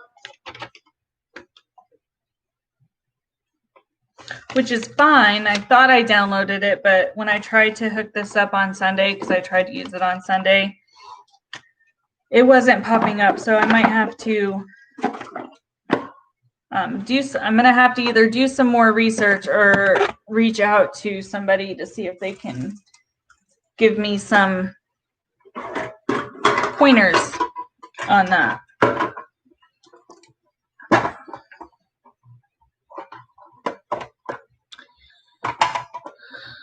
So I guess another question I have, since I've talked about this, was anybody in Katie's live where the other day that she deleted very quickly? That happened last night, right as I got on my live, and I was asking, and I don't think anybody knew or just didn't tell me. Because it was like a really weird title. In the meantime, we can talk about, I forgot I took a whole bunch of screenshots of comments on her video and on the Dad Challenge podcast video. So this video got the comment of, I'm losing Katie's video. One of the comments, and this was when she only had like 100, this is saying she had 182 comments. She's been going through and like deleting comments, I think daily. One girl said, and I'm not going to say their names. If you want to, you can try and find them in her comment sections if you want. One girl asked if she got her clout. Another commenter said, I'm losing respect for this channel, and Katie, you're turning into a mean girl gossip channel who spends all night looking to see if someone's broke a law. You're looking for anything to gossip about for clout. You don't even know this man, and she's man they're referring to, I'm assuming Michael or David, because she talked about both individuals. And the way you talk to your paying members on the live chat like they're naughty children is sad. Sorry, and unsub.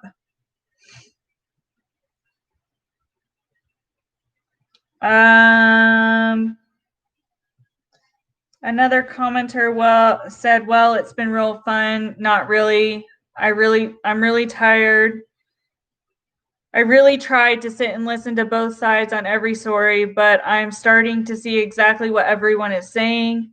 You have turned down an ugly road of no return. I refuse to follow you down this road. Anyways, it's fine to be critical, but when it hits a level of false accusations just for the story, that's where I draw the line. That was another comment. This one's rather long. It says, Katie, I believe that you do your job of reporting entertainment news pretty well. However, stop reaching whenever it comes to David and Janelle. It makes you look desperate for views. Reason I say that is I'm from North Carolina, less than 2 hours where they live in. The whole cooking goat that he raised, not unusual here. The way the CPS papers were worded didn't mean that they were made out to sound. That is the way it is here. Oh, CPS papers were worded didn't mean that they were made out to sound. The way it is here, shooting a dog that bit your kid, also not unusual. I want to make myself clear. I am not a supporter of Janelle or David, and I completely agree that he has violent tendencies and whatnot. And I am also a huge fan of yours, so please don't confuse my words as some sort of attack towards your channel. I just think that things are being twisted to make them look bad. It is not necessary to do that. They're going to make themselves look bad without it. So I thought this was important just because, like, this person is saying, I'm a supporter of yours. However, I'm worried you may get mad at me for providing you some criticism. However, you know, you're just spewing out your behind. So, I mean, there's a ton of stuff, like you're putting information out without facts, that she gets onto people for doing that, and she's doing the exact same thing, that she's twisting others' words. She used to like her content, but lately she's been hypocritical. Then it said, another person says, Katie slams people without checking facts all the time. She's no longer a T channel and means girl channel. She gets off trying to hurt people. And then she responded to that and said, I have not claimed to be a T channel.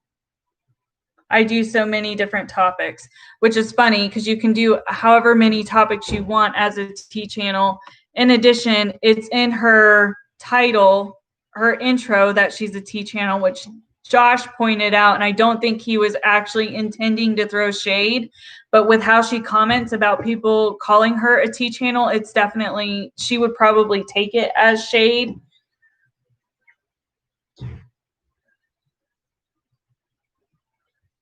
I know, that's what I'm saying. And she's sitting here on a comment like saying, I'm not a T channel. I cover many different topics.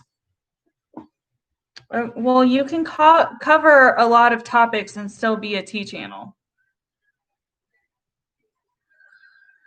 This one's a long one, but I'll go through it really quick. I really used to like her channel. I found it entertaining, but she recently seems to have climbed her high horse and lost sight of reality. She spends most of her time doing research into people's lives, complete strangers, by the way, and call them out for awful people, call them out for the awful people she claims them to be.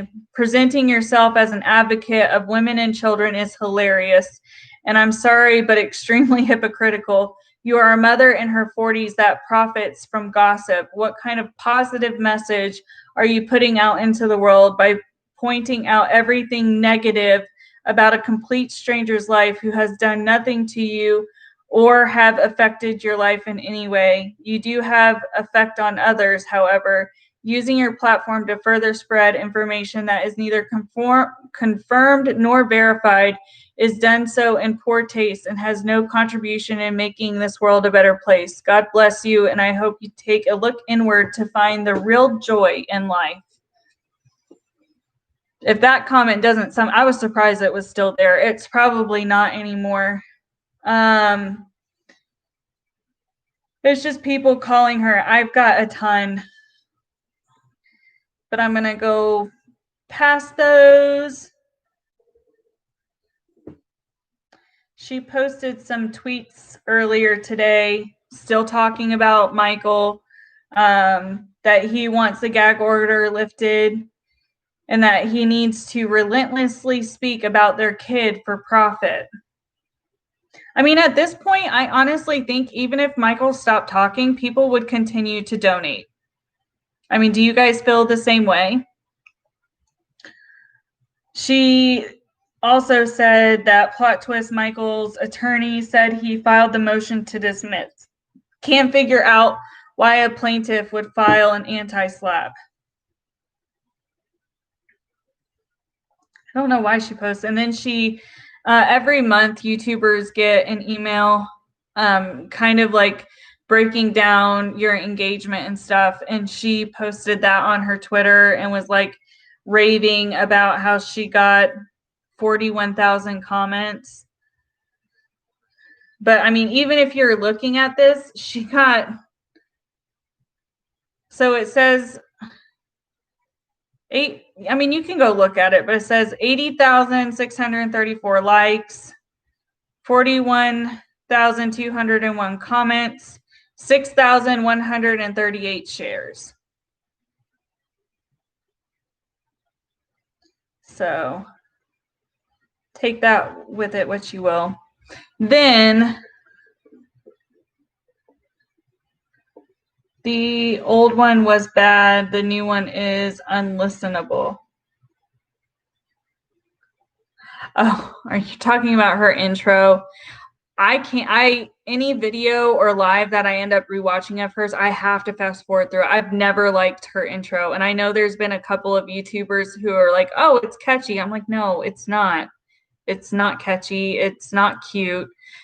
I think because it's late, my lighting keeps making me have a blue tint. I think it's because of this backdrop. Yeah, I never heard the old one either. So do you guys want me to, we're at like 2.5 hours almost. It's an earworm.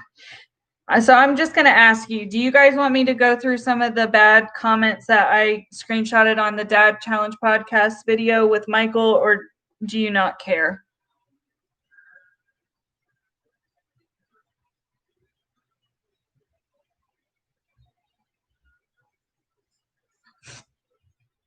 Because I've got quite a few. But if you guys don't care about them, I'm not going to read them. I can, but I'll leave that up to you guys.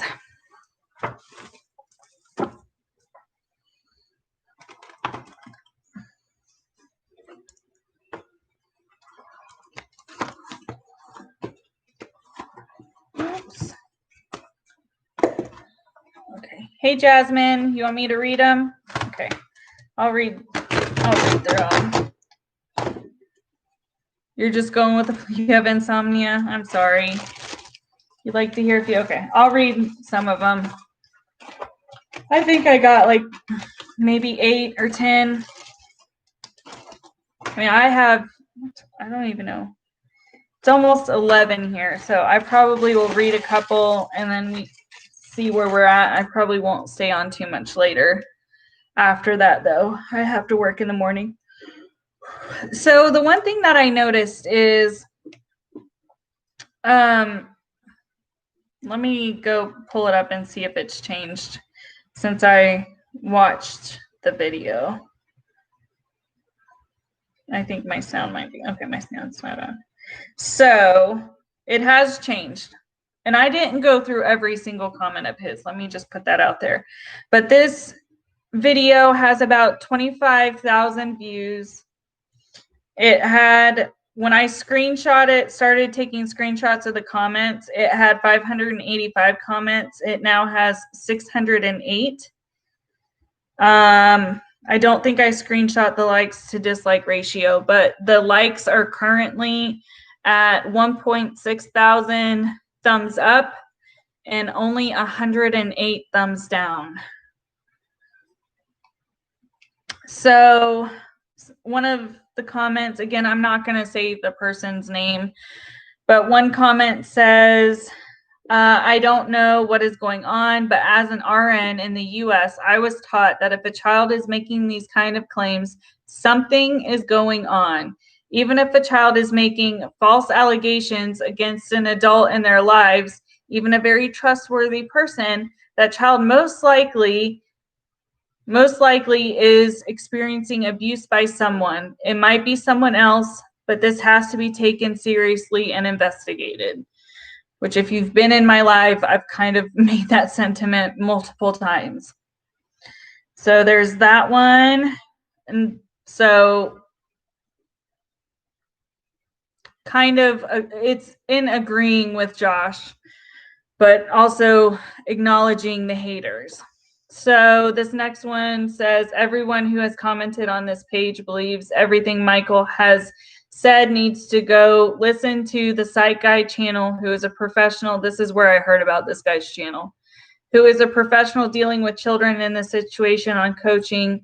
And this video never got to the important questions that people have, like why has Michael made more than one accusation over the years on different people with Sophie and lost custody of his children? Not true. Nobody need over $200,000 for attorney fees. How about coaching a child? There's two sides to every story. People are so gullible. Wake up and look at the whole story from years till now. I can't with this dude. He's exploited his own daughter on the internet. That's abuse. These children should be in foster home until this is over and both parents get the help they need. I have acknowledged that. I do think it probably would have been in the best interest of the children, had they have wanted a clean investigation, was to put the children with an alternative family member so they wouldn't be able to say that they're swayed one way or another. Maybe that wasn't availability for them. I do not agree with putting children into foster care if it's not necessary. In this circumstance, I don't think it's 100% necessary. They could have easily found a third party that the children are comfortable with, that would want to stay with. I agree with that statement. However, the rest of it is kind of BS. And we will learn, what people don't realize is we will learn the answers to all of our hard-hitting questions eventually. At this point, because it has been so publicized, we are going to know what the outcome is. We are going to know if somebody gets arrested for inappropriate behavior. We're going to know if somebody gets arrested for anything in relation to this case. We're going to know if he loses custody of his kids. Like, we're going to know the outcomes of this at this point. At some point, we are going to know. Another person said, oh my goodness, I thought you were smarter than getting in the middle of this. Why did you give a platform to this chaos and drama? I'm very disappointed. Well, I can tell you why he gave a platform. Because he doesn't agree with what lies other creators are trying to spew, and he is trying to give the father a platform on YouTube to discuss his piece. And this is not the first time that Josh has interviewed somebody so that their side of the story can come out. And if I recall correctly, Katie, you interviewed someone in relation to Danielle Cohn and her family to let her side be known of that situation. So again, I think the whole reason you are trying to spew this narrative against the father is because you got kicked out of the original Facebook group. So you got your panties in a bunch. You went and looked for one opposing the father. You found Critical K. You started listening to her. Then you started dogging on 10 to Life. Then you started continuing down the path you had already started for yourself because you didn't get in touch with the parents. You didn't get the interviews that you wanted. That's what I think. She goes, another person said, I was so blown away when Without a Crystal Ball put out her second video. I'm disappointed in her horribly. I feel like something happened and she or her channel felt threatened. And while I feel like Dad is too laid back about the whole situation, which sits wrong with me, I also feel like Mom is shady as heck too. Why wouldn't she want the police to touch her driver's license? I feel like I would be so disturbed by the thought of what physically a man is potentially doing to my daughter, touching and that I can't sit and sip my drink and be so chill doing an interview, laughing and smiling. Regardless, I believe Sophie. Another one says, so glad this has been covered properly. The T channel, in parentheses, it says, which I will leave unnamed, was spewing out absolute nonsense. And Josh hearted that. There's a few of those in here that I screenshotted just because I thought it was funny. He was hearting that. And I have gone and looked because somebody told me that. Sorry, my eye itches. Somebody told me that in one of my lives. I don't know if it was last night or a different night, that he was hearting comments. Like they quoted a comment and said he hearted it, and that the comment made it seem like they were saying he was shading her. And I was like, well, that could be, but he could also just be hearting comments. And although he did heart a lot of comments in the beginning, he has since continued to heart specific comments. Not all the comments that are kind of like calling Katie out, but comments that are in agreement and stuff like that. So he is kind of hearting these in subtle shade, in my opinion. Another one says, I hope you, in quotes, dad channel, don't give without a crystal ball any more shout outs. Her recent publications about the dad are despicable, so ignorant. He liked that too. Another person said someone sent her a karaoke mic. GoFundMe has raised almost $208,000. Strange. I'm not going to read that one. There's a lot of curse words in it. The next one says, it's unfortunate that the source that's saying such horrible things is getting her information straight from Kelly and believing it without question after seeing this interview and seeing the police check with Kelly and seeing what Kelly told Critical K. It doesn't look good for Kelly at all. Kelly just craps on Michael for all the flaws and insults him constantly and is defensive. I haven't seen Michael speak badly about anyone on a personal level. Another comment said, he is so well-spoken and calm. I really enjoy hearing him speak. Great interview, such a gentleman. So that's another thing that people were kind of mentioning in Dad Challenge's comments was the father's behavior opposed to the mother's behavior. Any kind of coverage we have of the mom is primarily just that welfare check and how she was behaving suspiciously. Her behavior in that is not of a normal, someone who didn't have anything to hide was not her behavior. Why would you need to call your attorney to give your driver's license to a cop? Like, what? And your attorney is not there with you in that moment. They can give you legal advice, but why would you need legal advice if you haven't done anything wrong?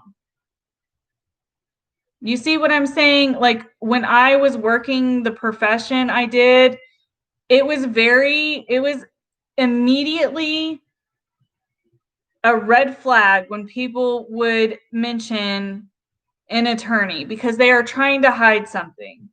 You go out on allegations, just like law enforcement respond to calls. Not all calls that are called in are what they seem to be when they're called in. So I don't understand why she behaved that way, especially when it came down to her license. The conversation prior to was a little weird. Nothing super abnormal. And I talked about this in my other live that was really long. It's not uncommon for law enforcement to act like they don't know what's actually going on to try and get more information out of the individual they're there to see, or to try and like say, oh yeah, I see that. I agree with you. That is their job, to get information, to see what's going on. If they are responding to something, it is their job to try and get as much information at whatever means necessary. I mean, I'm pretty sure have seen true crime videos. We've all have seen, what are some shows, some drama shows and stuff like that, where you see law enforcement blatantly lie to the person they're investigating to get them to tell the truth. The cops on the street can do that if they need to. Do they? Not necessarily, but they can. And if they had been to that home as much as people are trying to make it seem like, yeah, they probably are sick of going to that house, and they probably want to know what the heck is actually going on so they can know if they need to go again or what kind of report needs to be made up. Because after law enforcement is called out by the same individual so many times in a row, they can actually charge the individual for breaking the law because you're a nuisance to law enforcement. I feel like I give my driver's license to a cop every month while they're standing at my car door telling me I'm speeding again. I didn't know we have the option to refuse. I mean, you can look on YouTube, people refusing to give. Hi, trash bag fashion lover. I'm okay. How are you? It's not a good idea. I can tell you that, because law enforcement has to identify you. No matter what kind of situation it is, even if you are just a witness to something and you opt to talk to law enforcement, you have to give them your information. I don't understand why people have issues with giving their information to law enforcement. And I understand that the state of the world right now with law enforcement is very questionable. I've had this conversation. Nobody really participated in it, and I think it's because there's so opposing opinions. But we need our law enforcement. Not every law enforcement is shitty. I have a lot of family members in law enforcement. I would not want to be out in the world without knowing I have a phone number I can call if I am in danger or if I am hurt.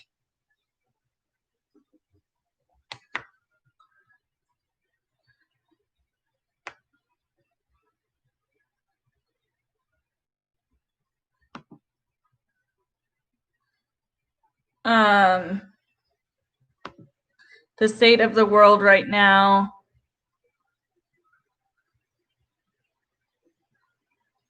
Where did that go? The state of the world right now, it's been rough for a while. It has been rough for a while. Oh, they know me, Highway Patrol anyways. I mean, there's no problem. Like, you cause yourself more issues by not giving them the information that they want, because you're just giving them a reason to arrest you at that point. Like, just give them your ID, give them, whatever they're asking for, let them run you. And as long as you don't have any warrants, you're going to be able to leave. And if you have warrants, then you should be arrested. You've broken the law to some degree that you need to be in front of a judge. No one is saying remove 911. No one in my chat is saying remove 911. There are people who are wanting, no law enforcement. That is definitely an argument in today's world. And although I understand why people feel that strongly about it because of what some law enforcement officers have done and some poor decision making and whatever you want to call their behaviors, at the end of the day, overall, it's just something that's needed. I'm not talking about defund the police. It is an argument that does happen. I'm not saying it's a common argument, but there are people who don't want any kind of law enforcement. They want to be out on their own and not have any kind of law.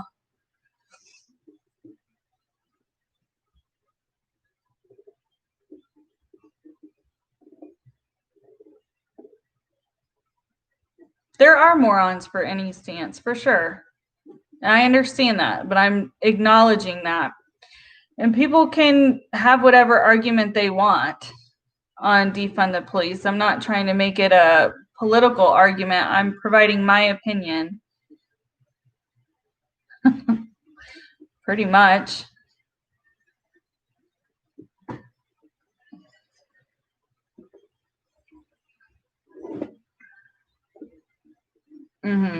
Yeah. I wasn't trying to like get anybody all riled up or anything. I was just saying like my personal opinion in the situation.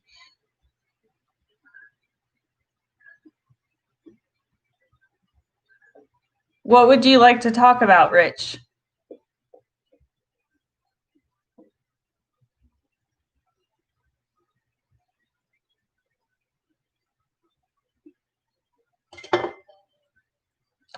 And again, I wasn't trying to irritate anybody. Something that isn't a straw man. And then you want to talk about ice cream. I can tell you my favorite flavor of ice cream, but I typically talk about like some harder or more serious topics like child abuse, child neglect, substance use.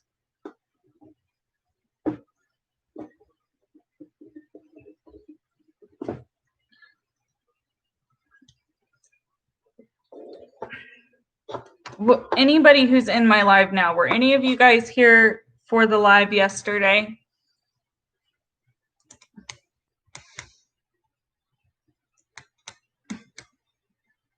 Yeah, I know you were here, Dark Lily. Okay, Jasmine, you caught some parts. So I know some people who weren't here at the beginning of this stream. I'm coming to a close, so I wanted to make the same sentiment now because I know some people come in at different times. I want to really thank you guys for how positive and uplifting our live chat was last night, especially for some of the people that provided the information to us and felt comfortable enough in being vulnerable. It was a really positive way to talk about something as serious as the topics we were discussing. And I want to kind of let you guys know that I am probably going to start doing a live maybe once or twice a week where we talk about some serious issues like that. So we can have a place where people feel comfortable. Good night, Amanda. Where people can feel comfortable to talk about some things that they have struggled with or are currently struggling with, to have that community. Because as we saw last night, there was one person who was providing some information to us and we were talking about it, and as near the end of the chat they thanked all of us and said that they were struggling, and just in having the conversation we were having openly had really helped them. And that really got to me a little bit, and I really want to continue to have those kind of conversations. And if you guys have any topics that you would like to talk about in depth or just talk about freely like we did yesterday, just let me know. Shoot me a DM on either Twitter or Instagram, or leave it in the comment section here or on a community tab, because I may put a poll up on what our next topic to talk about will be. So look for that tomorrow. The poll tomorrow, hopefully, or the next day. I have a video that's been filmed. It's a makeup tutorial. I just need to let it process and upload, so that'll probably be up in the next day or two. I have another video filmed that is talking about more of my personal stuff. It's going in one of those playlists if you're interested in any of that. I don't have a commentary video filmed currently. I might film one if anything happens. Do you usually stream around the same time at night? Not necessarily. So I knew Britt was going live tonight earlier, and her and I had a discussion. She wanted me modding for her, as well as Della. So sorry, my nose ring was twisted. I wanted to be sure I was available for her, because the last live she did, I was last minute unavailable. So I went on tonight late. Like I mentioned, during the weekdays, it will probably, if I go live, it will probably be around the time I started or earlier, slightly earlier. During the weekends, really any time I'm free unless we have something going on. So it's kind of like a yes and a no answer.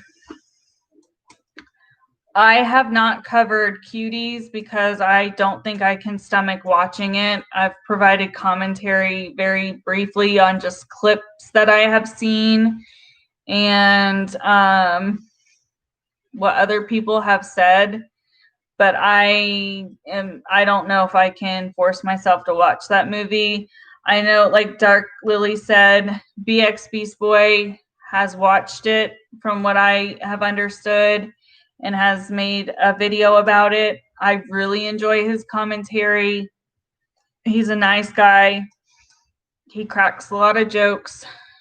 So if you're interested in commentary, his viewpoints are typically very similar to mine. But I have not seen that video of his, and I have not watched the film. I have heard of a false positive before.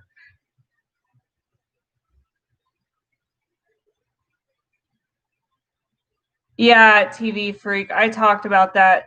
You can get a false positive. It's very rare that you get a false positive. And if you're taking medications, you will know what it's going to pop for.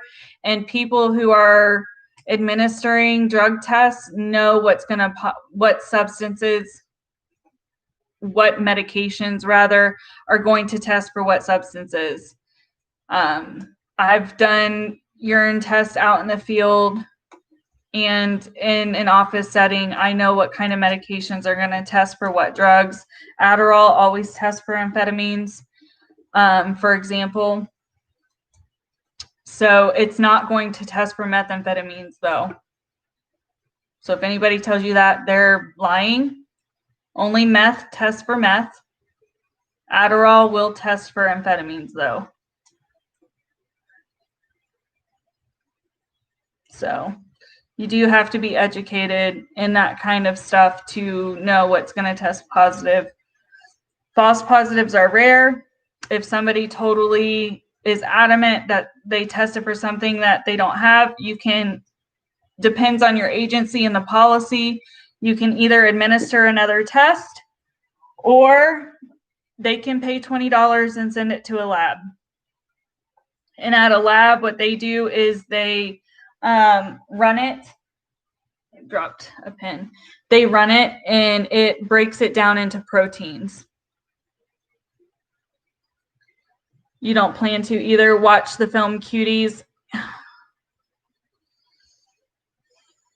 I mean, I don't think my commentary is going to be that great on it or any different than anybody else's. So I kind of don't want to, because I know not most, probably almost all of my subscribers are coming from BX Beast Boy or It's Brit Glow or even Sloan. Both Brit and Sloan have shouted me out a couple of times. So I know you guys are sub to their channels. I don't want to drown you guys with the same content over and over and over again. I mean, you subscribe to us all because you like us for our own reasons. And I know a lot of it is because we cover similar topics and you want to hear our opinions on those topics. But on something like that, where it's very well known what the common consensus is on that particular topic, I don't feel like my 2 cents, like 2 weeks later, is going to make any difference to anybody. However, if they ever discuss a topic and you want me to give my opinion on it and I haven't, let me know. Like, I'm open to take suggestions on what you guys want me to talk about.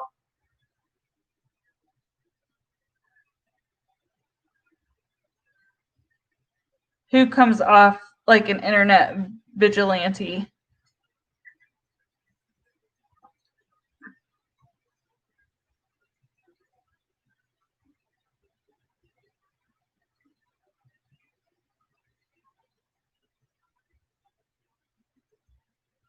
I'm not sure, TV Freak, I'm not sure who you're referring to.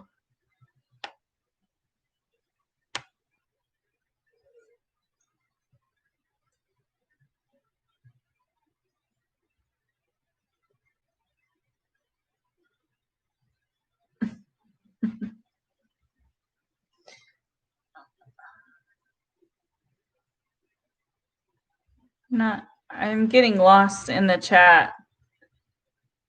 Well, I'm not sure if she's referring to, I don't know why you would get the impression. I mean, she may be trying to be an internet vigilante, but I don't think she is. I don't know if she's referring to her or to me. First name, last name. So I am going to go ahead and block you just so you are aware, because I'm not childish.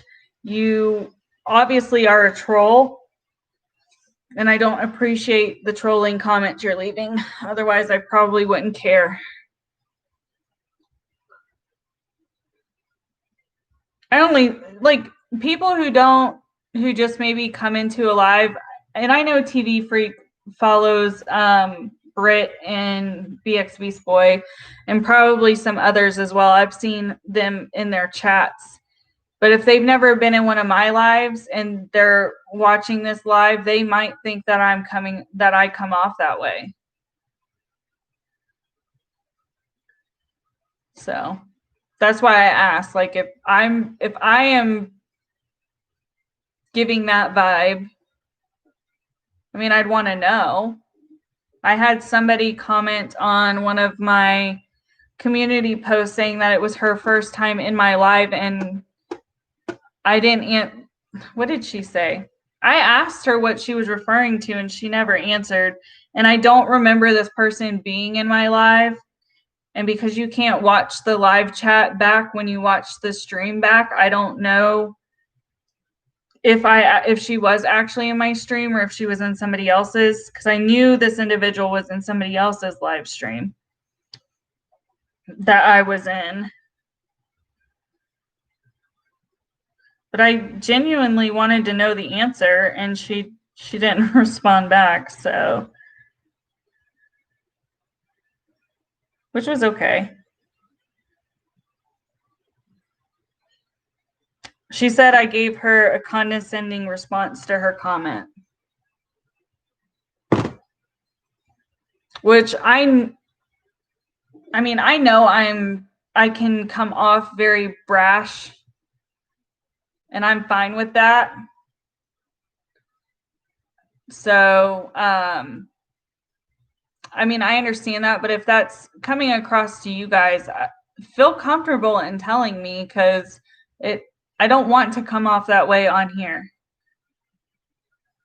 Well, I appreciate that, Dark Lily.